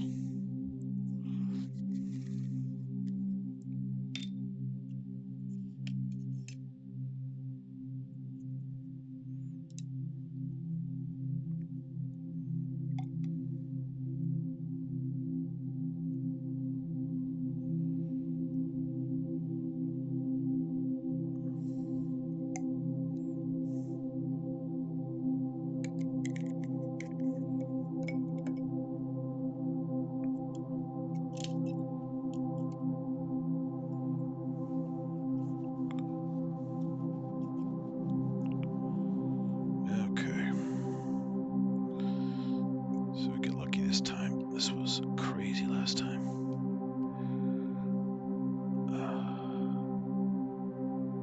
Alright. Oh, there's another one of those little Stylunkias. Jumping around. Oh, and a rotifer. Look at the rotifer. Holy smokes, I got rotifers everywhere. I can see like 4 rotifers right now.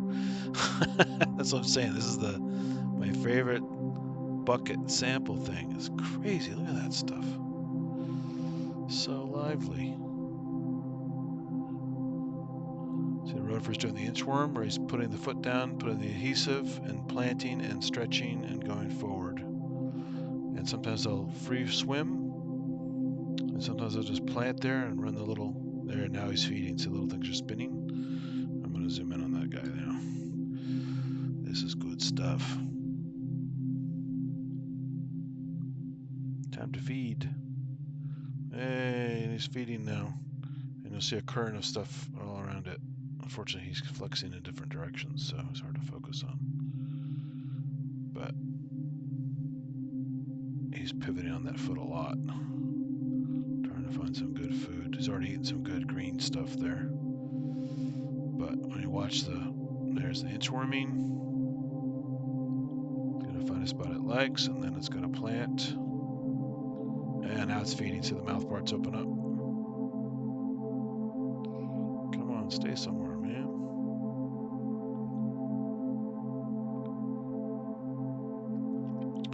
Anyway, I always call these, when the mouth parts come out, it looks like the Norelco Rototrack blades. The old razor you could, with the three head thing. Now he's got another rotifer nearby. That guy seems to be feeding just fine. See little mastaxes going to town, that little structure inside. It's like a little pumping thing that's got little jaws in it. You can see those little lobes open up, and they're pumping cilia big time to make a suction.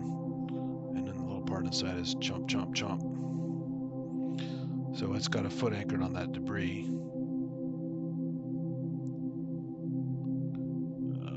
He's cool. This one's good. The other guy's kind of moving around too much. I like this guy. Finding some. Oh no, he's tired of where he was. Now he's off to another place. And these guys are finicky. Oh, he's gonna plant again. Put that foot down.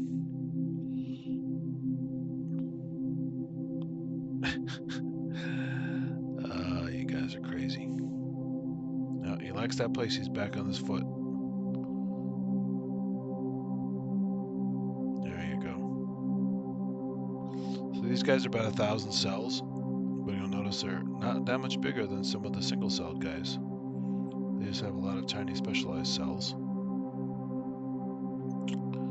And quite complex little characters. A lot of fun. You find them anywhere. You could find them in, like, if you took some samples out of your garbage disposal in your house, you'd find them in there. You find them in ponds and gutters. See that little part that got rejected there? He sucked in some big parts that just bounced right off of them. So they're primarily going after tiny bacteria and maybe some really small algae. But a lot of the stuff gets rejected. They suck it right in and it bounces right off of them. Let me change to oblique a little bit. That might help a little bit with showing the detail a little bit.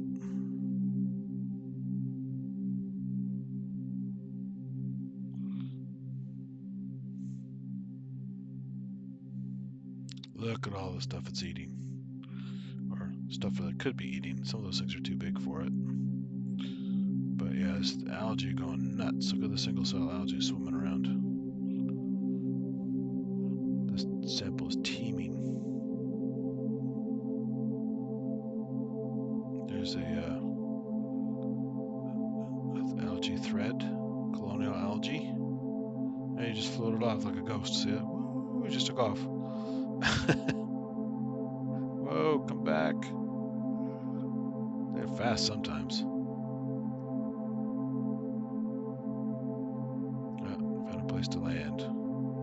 God, there's so many rotifers. I've never seen so many on one slide. This bucket of debris is just the treasure trove. It's in my backyard. It's wonderful. Whoa, it's going in circles.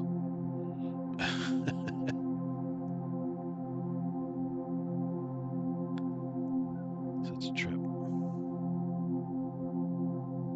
Yeah, so crazy. Boy, I'm gonna have to let me concentrate here. There's so much stuff to look at. I don't want to miss it. Let me switch back to dark field for a bit.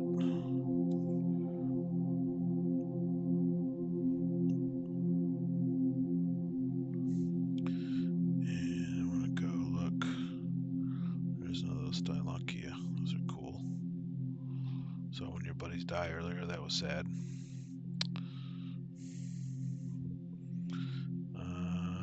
Okay, what do we got? Let's do a quick survey. That's a cover slip. Tons of little algae and stuff in here. There's a gastrotrute right there. Yay.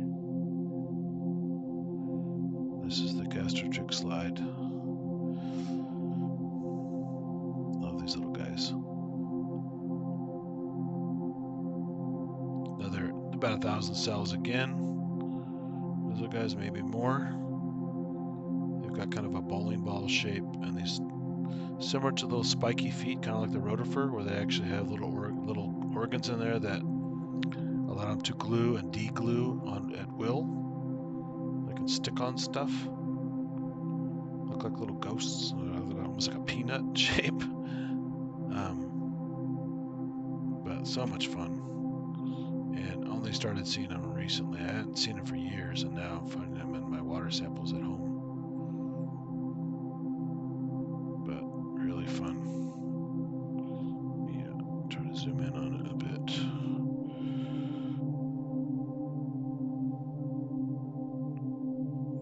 There's a great shot on my last show of a gastrotrick interacting with the heliozoan, which is a testate amoeba.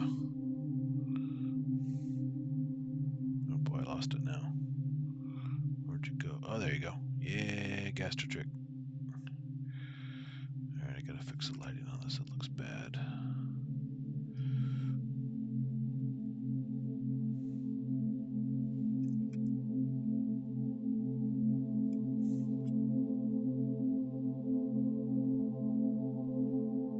Needs more light. There we go. So you can see they have these hairs along the body and toward the back end. That's what they call gastrotrick. It means a hairy stomach, basically, or spiny stomach. And hairs are mostly along the body, but they do have some little kind of spiny patches near the kind of head area. Boy, I just lost it. Where the hell did it go? Those are damn fast. Where'd you go, man?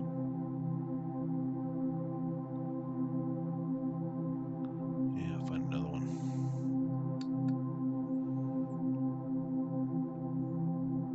Okay, look at all that algae. Holy smokes.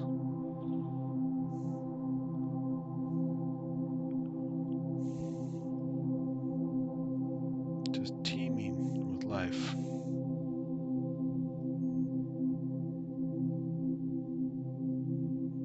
Oh, thanks for coming by, Rob.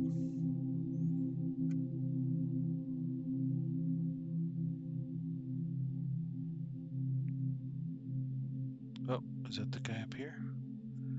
Yeah, there's a gastrotrick, you little sneaky bugger.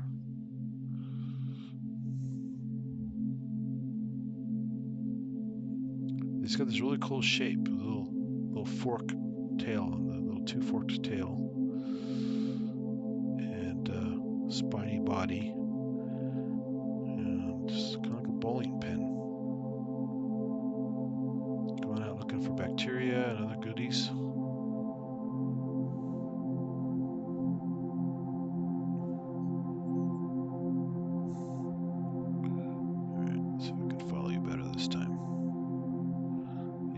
Slide cover slip there, that's cool.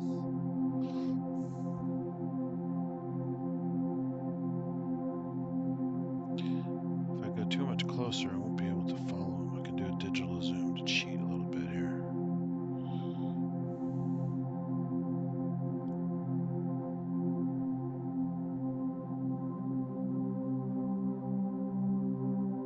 But it's really fun to see them. They attach that foot pivot, just like the rotifer does. I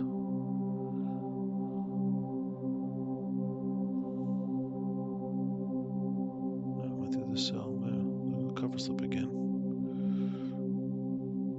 He's got plenty of water, so you can see he's doing turns and stuff in the Z direction, so that's why it's even harder to follow, because it keeps going in and out of focus a lot. There's some nice bushy algae there. Man, there's so many things on the slide, it's crazy.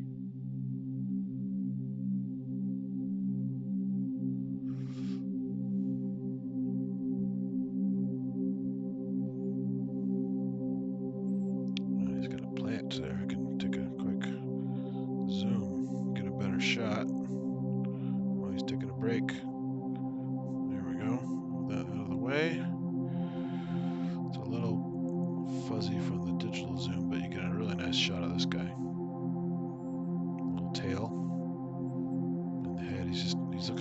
good stream of stuff coming toward him. Something's moving all that stuff toward him. It's like a current. And he's off again.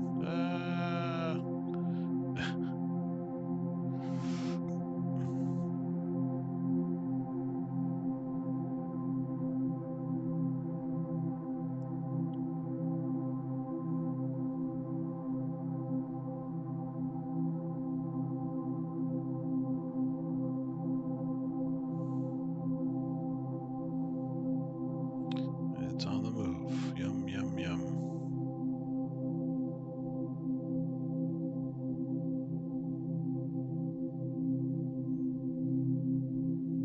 Okay, imagine just what it's like. It's like when a human swims at Palau with all those little jellyfish that don't sting you.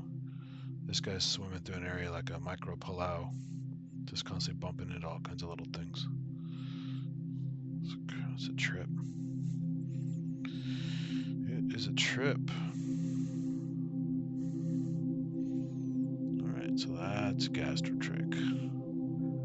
Ooh, lots of nematode action here. I mean, rotifer action here. Go rotifers. Let's get a little more color, a little more light. See what these guys are up to.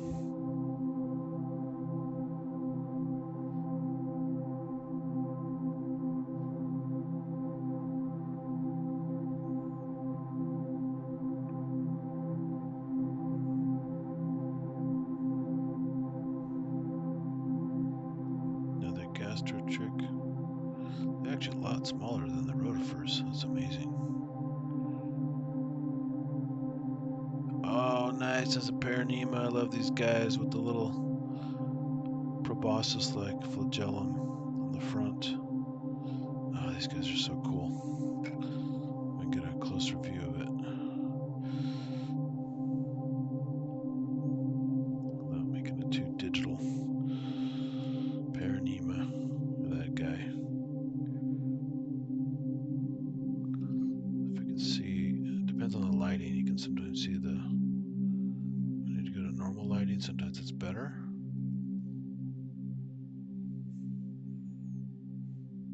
See the flagellum out in front of it, but it's too far away. Let me zoom in here.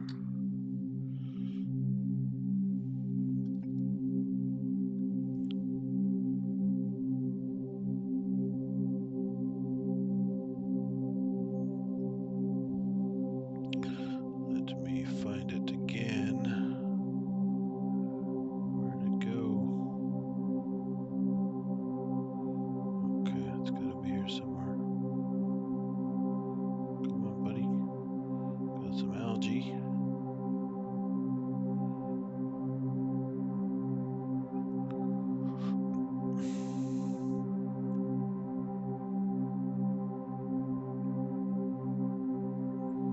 Little clusters of algae. Very colorful.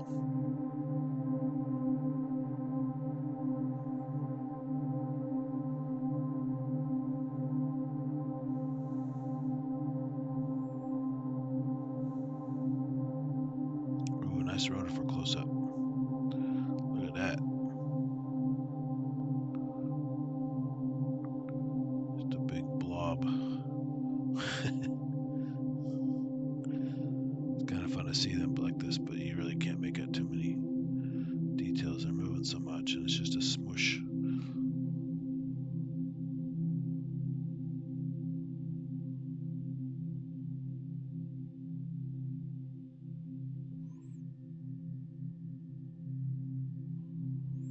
Big old smush. Thanks, Manny, for coming by. Yeah, definitely check out earlier in the stream. There's some pretty awesome stuff that just got really lucky right out of the gate.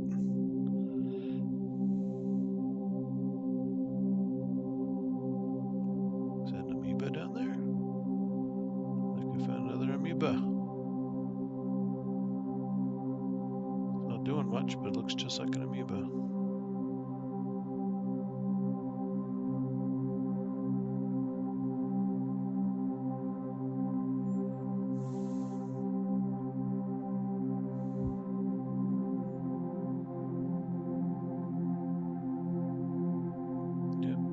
crazy ass amoeba just sitting there.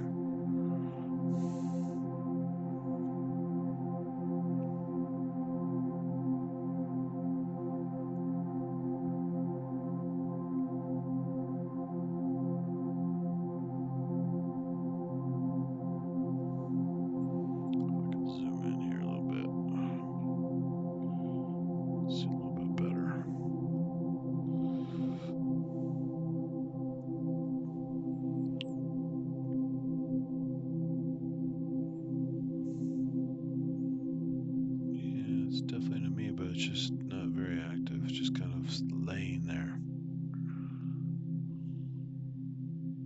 Taking a break. And there's some other stuff kind of nearby, it's kind of blocking the focus of it a little bit. Yeah, I give up on that one. That's where we were here. Some more rotifers. All kinds of algae.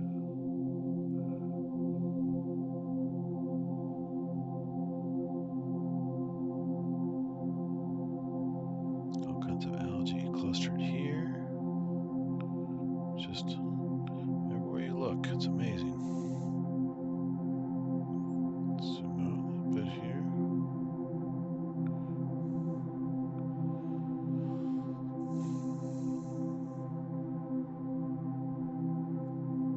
Oh, Heliozone again. Oh, there goes a rotifer. Nice shot for scale there. Rotifer up there.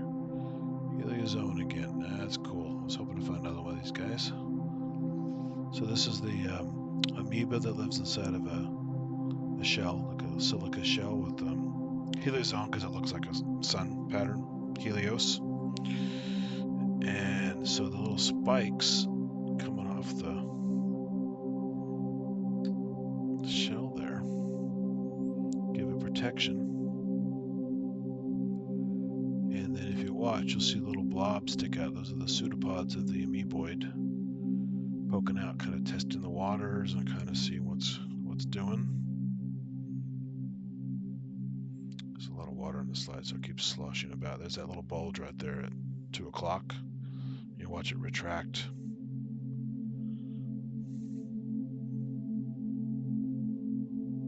Poke out for a while, then it'll retract. And then if I focus through, you see the spikes. So it's 360 degrees all around it. There's another bulge coming out. Look at that. Last time I was shooting one of these, the gastroctrix came out of nowhere and just started going nuts. So I was like, whoa, this slide is crazy. And I've got it again with this sample. This is an amazing sample here. Fix the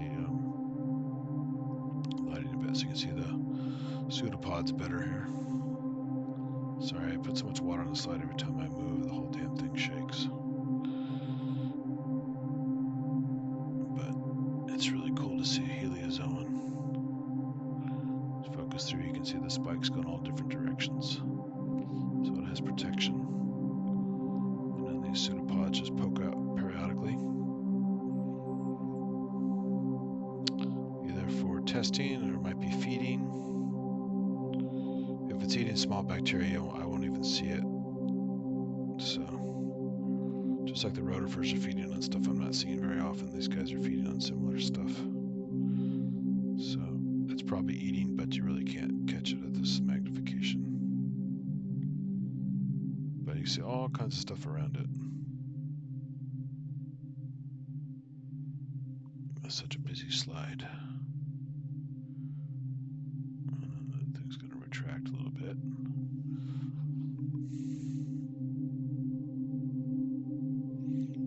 It's kind of funny too with the different depth of water. You see stuff going above it out of focus and below it out of focus, so you really get a sense of the whole scene, how deep the water is from their point of view, and how much stuff is going all over in 3D.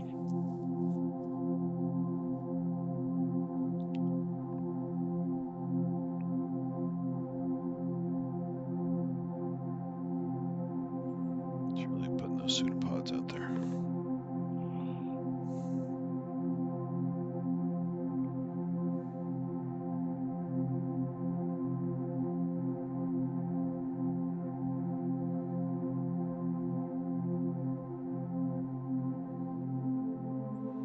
some algae coming in to spin around like crazy.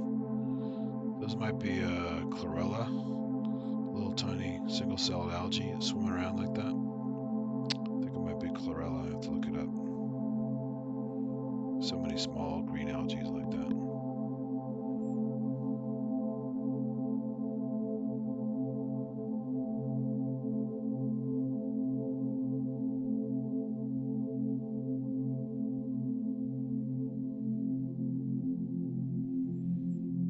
So the average slide, you have to actually look around a lot just to find a couple things, but this one, stuff's coming to you.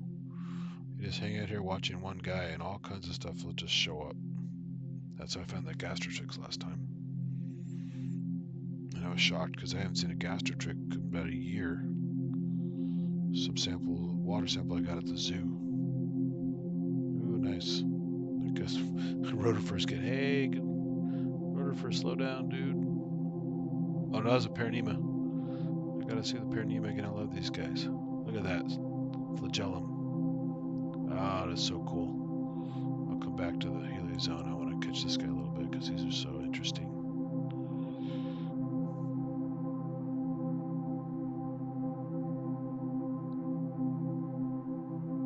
Look at that. It's like a...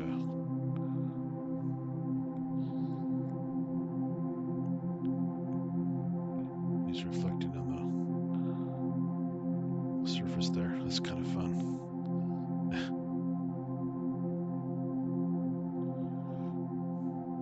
So cool. Love those guys. Alright, back to heliozone because this is only the second one I've ever seen. And I see paranemas even quite often as well. So now I gotta find the heliozone again. Where'd he go?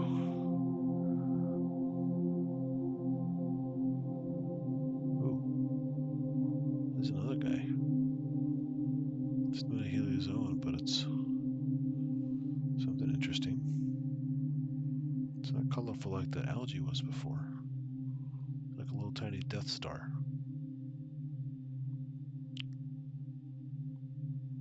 And you can see some tiny little stringy things wiggling through. Those are colonial bacteria.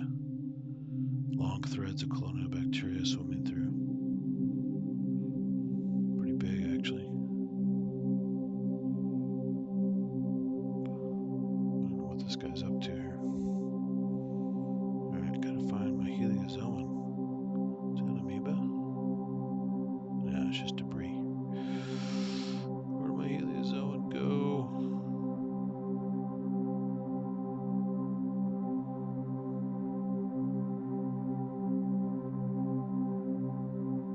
God, the algae are just going crazy here.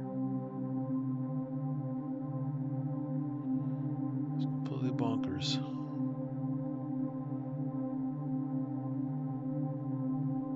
Ooh, nice. Nice close-up of a Stylonia. Very nice. I have a really good shot earlier in the show. If you guys missed the beginning, go all the way back to the beginning. I got some really good close-ups of these guys eating or at least hanging out and even defecating, which is kind of trippy. That guy's got a little action going on there.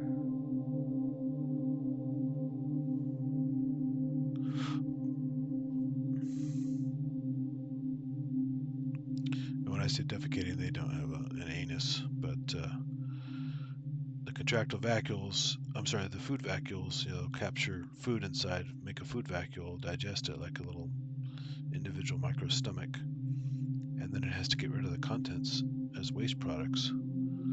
So it has to go take the vacuole back to the cell membrane and basically eject it into the surroundings. So it's essentially like a defecation. It's just getting rid of the food vacuole's waste products that it's finished digesting. Man, I gotta find that thing again. Where's my heliozoan? There we go. Got lucky. I'll stay on this guy for a while because they're pretty special. And I don't have to follow it. You can just sit here and watch all the action and see all the cool things that come to it. If I can adjust it a little bit.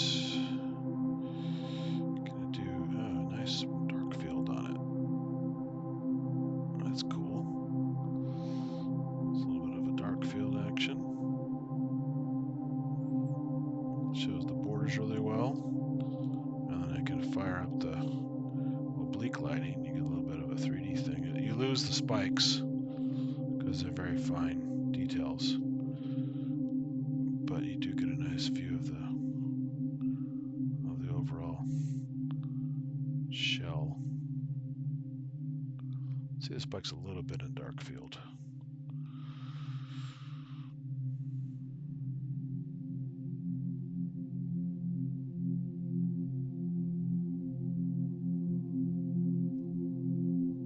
Back to oblique lighting a little bit. Get a couple 3D flashes.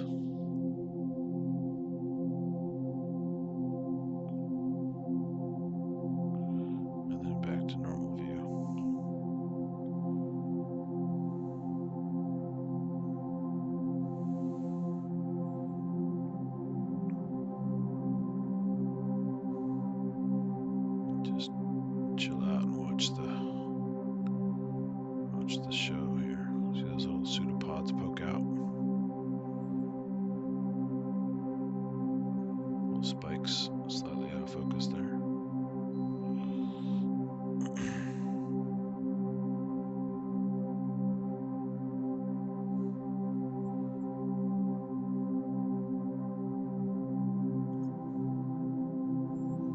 I'm going to adjust this again so you have the more traditional lighting. Colors, lighter colors coming through, and more of the overall structure. This is conventional bright field viewing that you'd have in a standard microscope.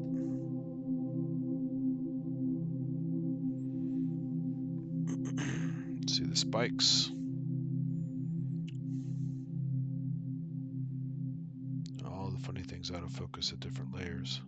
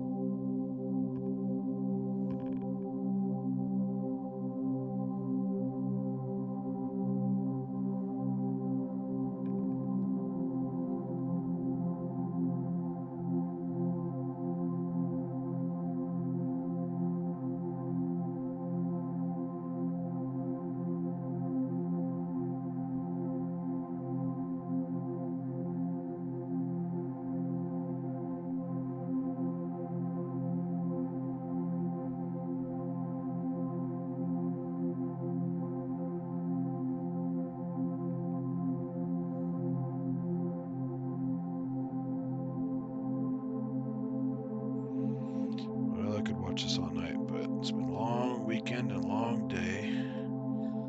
I'll give it a few more minutes. I'm gonna have to shut her down because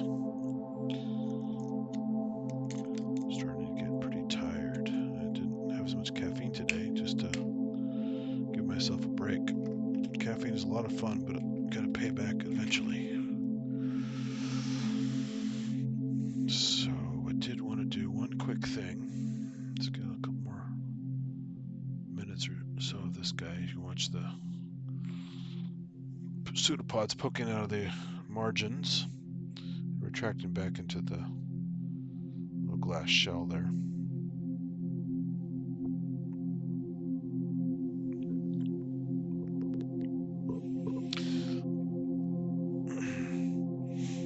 I worked many years ago as a naturalist part-time at the Palo Alto Baylands, covering the salt marsh and kind of brackish water creatures out there with a pretty decent microscope, but not a very good camera on a big TV, so the footage is very grainy, although it was fun to watch. And I don't think I ever saw one of these guys out there. I can't remember. So there for about a year and a half. Don't remember ever seeing a heliozoan out there. But there is a lot of really good stuff. I have some footage I've already put up on my curated videos on my channel, but I'm gonna have to shoot some more or edit some more pretty soon. I have a lot of footage. Live streams are fun because you get to find things in the moment and react to the moment, and you never know what you're gonna find. It's really cool. You get to find lots of crazy stuff, and you don't have to edit it. So it can be quite boring to edit videos. I've been doing video editing since I was, essentially in high school on more primitive equipment. but it's fun to make videos, but man, it's so much work to curate it and to edit it nicely and put it together in something that's fun to watch, not just a boring, essentially like a live stream, but in a short form where it's just kind of random. It's hard to make too much video compelling, but a live stream is excusable because you're doing stuff live, you're moving around, you're experimenting, trying different stuff, and it's fun because at some level you can't be lazy. Once it's posted, you're done, unless you want to pull it down and do more edits and make small short videos, which I may do in the future, which is another reason why I started the live stream, is to have more content, to make more videos. As I have enough footage of a given species or something like that, I might make a short subject video just about that species. But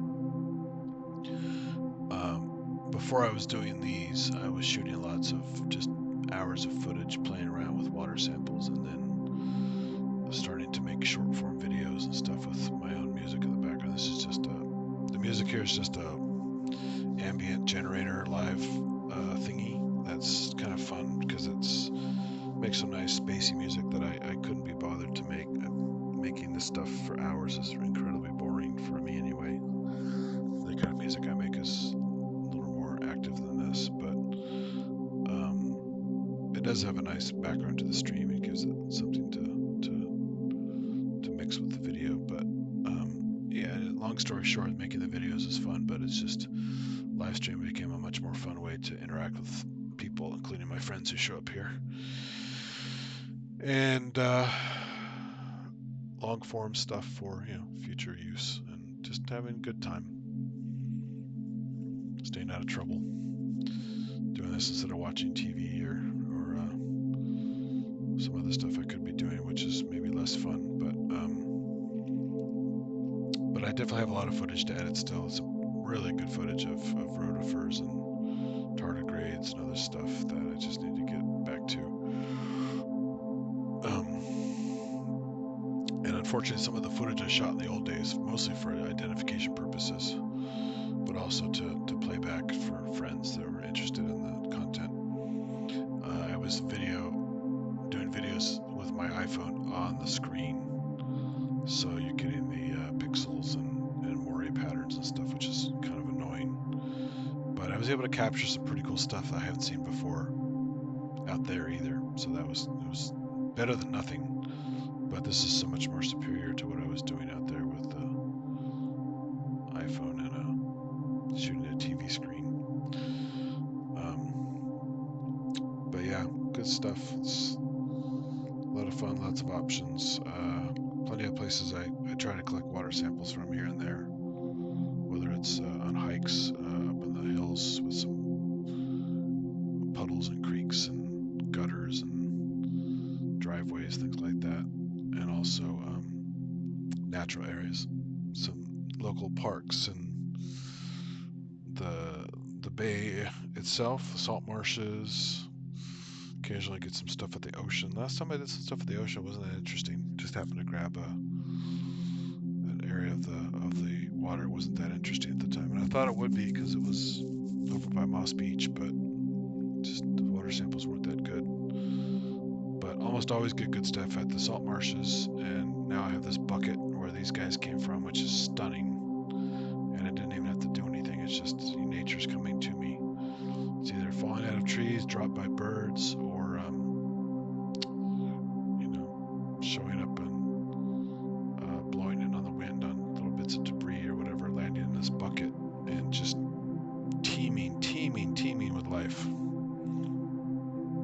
It's really impressive stuff. So I think I'm going to wind down. Let me finish this heliozoan off here.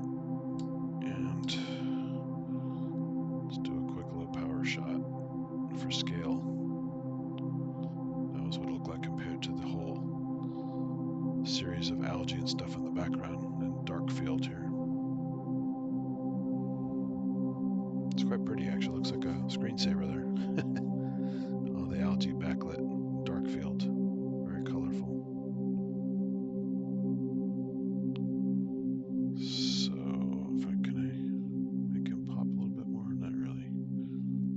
not a massive character, but they're very impressive close up with the spikes and the pseudopods and all that. But the one quick thing I wanted to do before shutting down is I've been drinking. Another reason I'm tired is I had a little bit of this extra red wine mixed with a little bit of Sprite because the wine was actually pretty crap. I made kind of a spritzer out of it. And I wanted to see what it looked like on the slide. So if I can get a squeeze of this.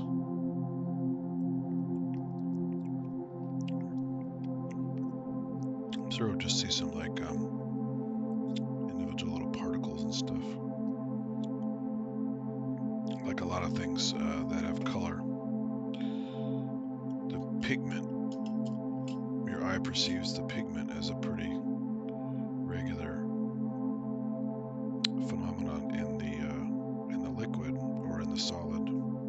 Like your blue jeans look pretty blue, but when you look at the fabric up close, it's mostly white fabric with streaks of blue going through it, and your eye fills in the gaps to make it more of a blue color. Same thing with some of these solutions and stuff. They may look red or pink, but under the scope, it's a whole lot of fairly colorless stuff with just little bits of color to fill in the appearance to give it this more of a solid look. So let's just take a quick look at red wine mixed with some other stuff, but mostly red wine under the scope. So yeah, look at all the little particles. So that's the red you're seeing as individual particles added together by your eyes and your brain to fill in a red color.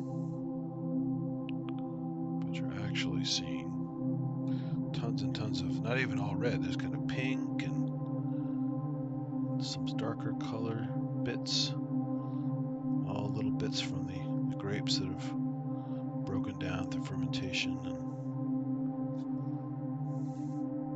And it's like a star field actually. If you look at some of these, like the Eta Carina Nebula and stuff, some really dense parts of star nebula formations where stars are born. Goes well with the music. It's space art, basically. So that's low power wine, red wine. Let's go a little closer.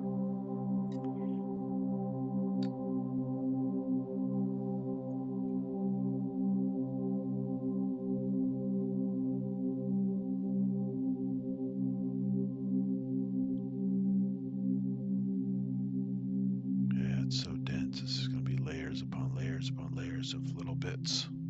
That's also pretty cool looking, just from an artistic point of view. I can focus through all the layers. There's so much going on there. And as you can see, some of them are partly the light levels and partly the actual particles. Some are more pink than others. It's pretty cool to be able to focus through them like that. Almost like you can imagine as you're getting close to a globular cluster, if you guys know what that is in space, it's just a giant ancient star cluster that's usually on the periphery of galaxies. And you can sometimes date galaxies by the size and color and number of globular clusters they have. But yeah, it's pretty interesting stuff. All from a glass of wine. I'm going to try one more step in just for kicks. A little closer. Let's see if anything interesting happens here.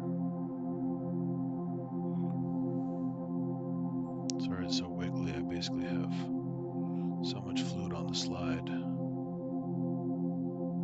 Now you get an individual particles instead of the sea of particles.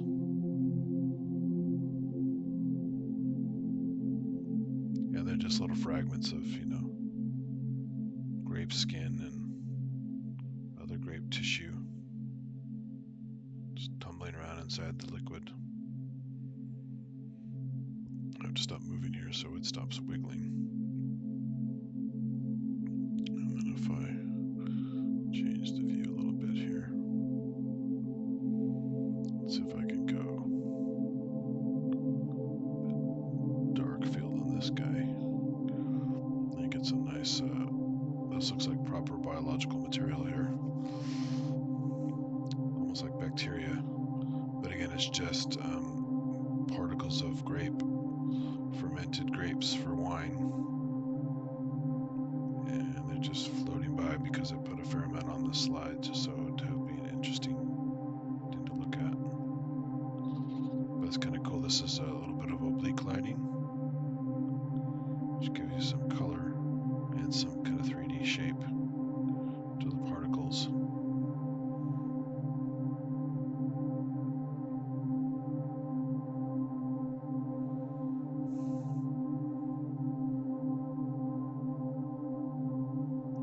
Dark field now. Looks very much like almost like a medical shot there with dark field, dark view of through some vessel and blood cells kind of floating by.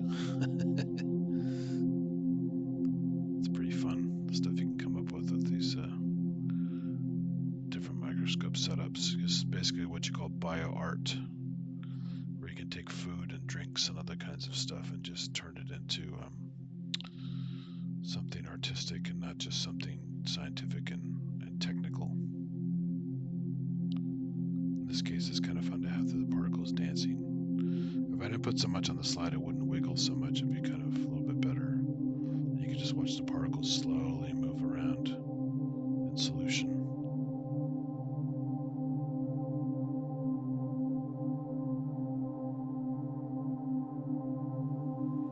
Pretty fun. Different parts out of focus. Some are better looking when they're out of focus. You get some of the color out of them. It's also a trick you can use in astronomy. If you guys ever use a telescope and you look at a certain star that's supposed to be known for a certain color, like golden or purple or blue, or even reddish color, and sometimes you're not quite sure what the color is when it's perfectly focused. If you defocus it, you watch the color pop out a little more. So it works for particles on the air, it also works for your stars in your telescope. Anyway, that's gonna do it for the evening. Let's get in on almost midnight here. Normally it's not bad for me, but I'm just burned out from today and this weekend. So thanks again to all who joined earlier, and anyone who catches the stream later. I'll finish on a low res or low magnification view of some wine particles again from red wine. So speaking of wine, here's a toast to everybody who comes and participates, and feel free to leave comments, questions, whatever. If you can't join the live stream, because I do these impromptu, feel free to jump in the comments, and you don't have to be nice per se. You can say whatever you want really, but it's nice if you have some constructive comments or questions or whatever. The majority of the stream is for learning and for having some fun and stuff like that. So if you're feeling interested and you want to ask questions or learn more, or even request some stuff for other shows that I'm going to do, I kind of come up with stuff randomly with water samples I get and stuff I pull out of the fridge and stuff around the house on my dissecting scope. So just whatever I feel like doing. I'm not usually structured unless something comes up during the week. I go, oh, that would be fun to show. Like the one time I pulled a bunch of cheese out of the fridge and showed blue cheese fungus up close, and then some of the sporangia, and then I had fungus on a bell pepper, and just other pieces of cheese and the spices from the spice rack up close. That was kind of fun to show those things up close, and bits of fruits and stuff. So anyway, I'm droning on at this point because I'm tired, but thanks again, and I really appreciate everyone watches and participates, and please drop a like and subscribe, and definitely post, share these with your friends and your colleagues, and if you're into the educational environment, I'm sure some other people will be interested in this, so please feel free to share with whomever would be interested in it. And always happy to do these. It's my only chance to use my biology degree. I do a lot of IT tech stuff for a living, and music and other photography and stuff, and so this is one of my outlets for science that is casual, but can be pretty nerdy at times in a good way, and it's just a lot of fun. So just have fun doing it no matter what. But yeah, spread the word if you like it. Just please let people know. I've got a decent audience lately, but still pretty low numbers. I'm sure people wouldn't be interested in this stuff